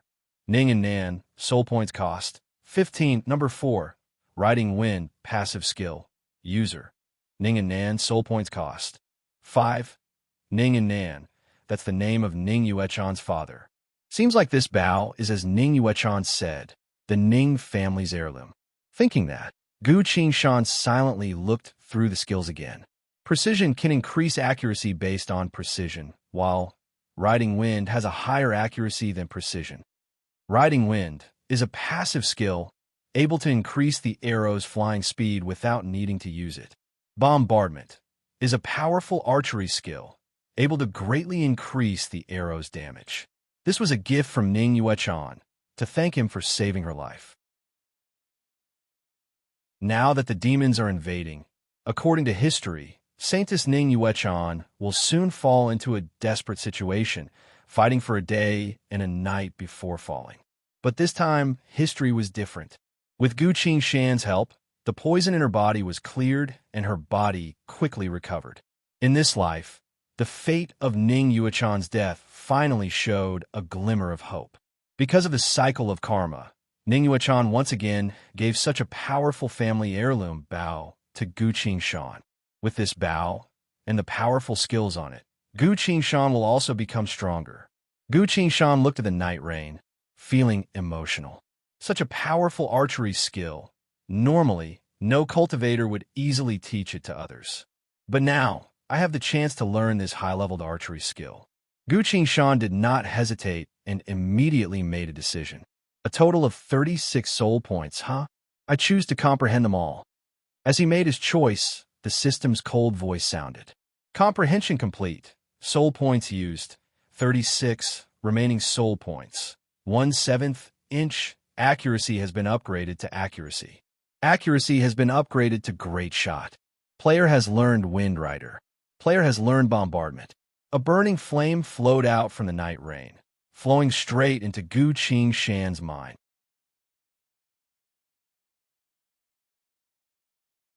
Chapter 39.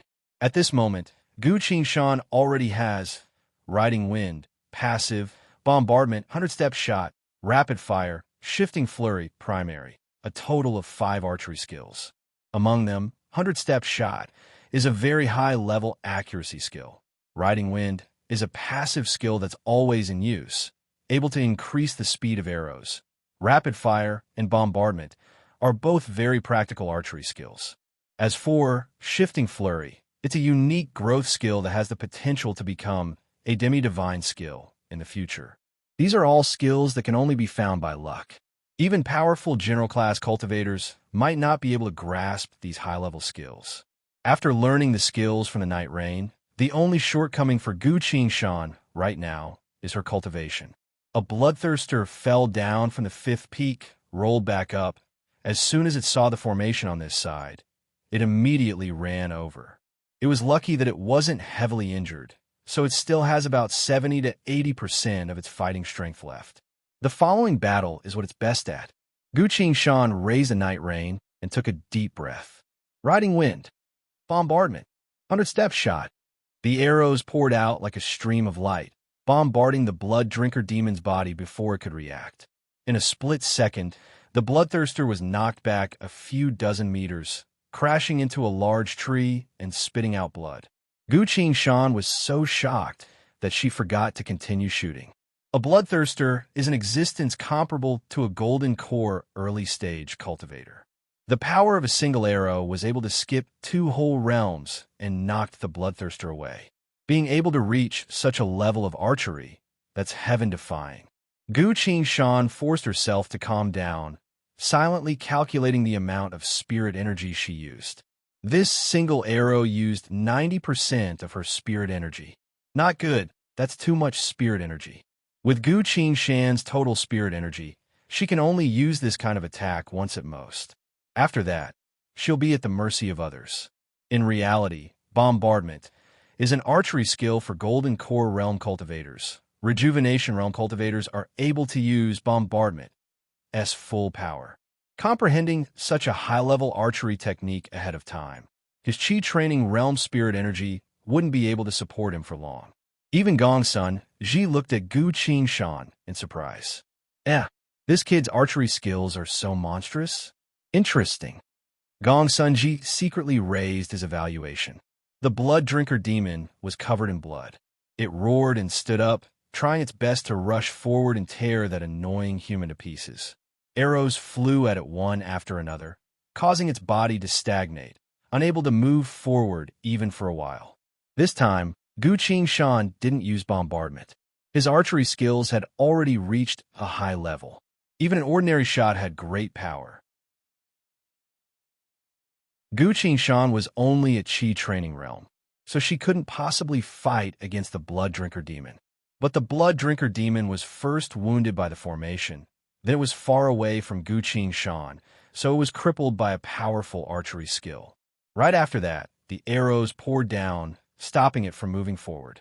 The blood drinker demon's close combat ability is very terrifying, but it hasn't awakened the 5 elements, so it doesn't have any long-range attacks. Separated by Gongsun Ji's defensive formations, it can't rush forward in a hurry. Every single arrow pierced its body with a powerful force, but not a single one missed, quickly worsening its injuries, causing the blood drinker demon to feel fear. Not good. This human's archery skills are too powerful. I need to use all my strength to kill it. The blood drinker demon curled up into a ball. In the next second, a cold, evil aura came out from its body. Seeing this, Gu Qingshan's eyes twitched. Gongsun Ji's expression also changed.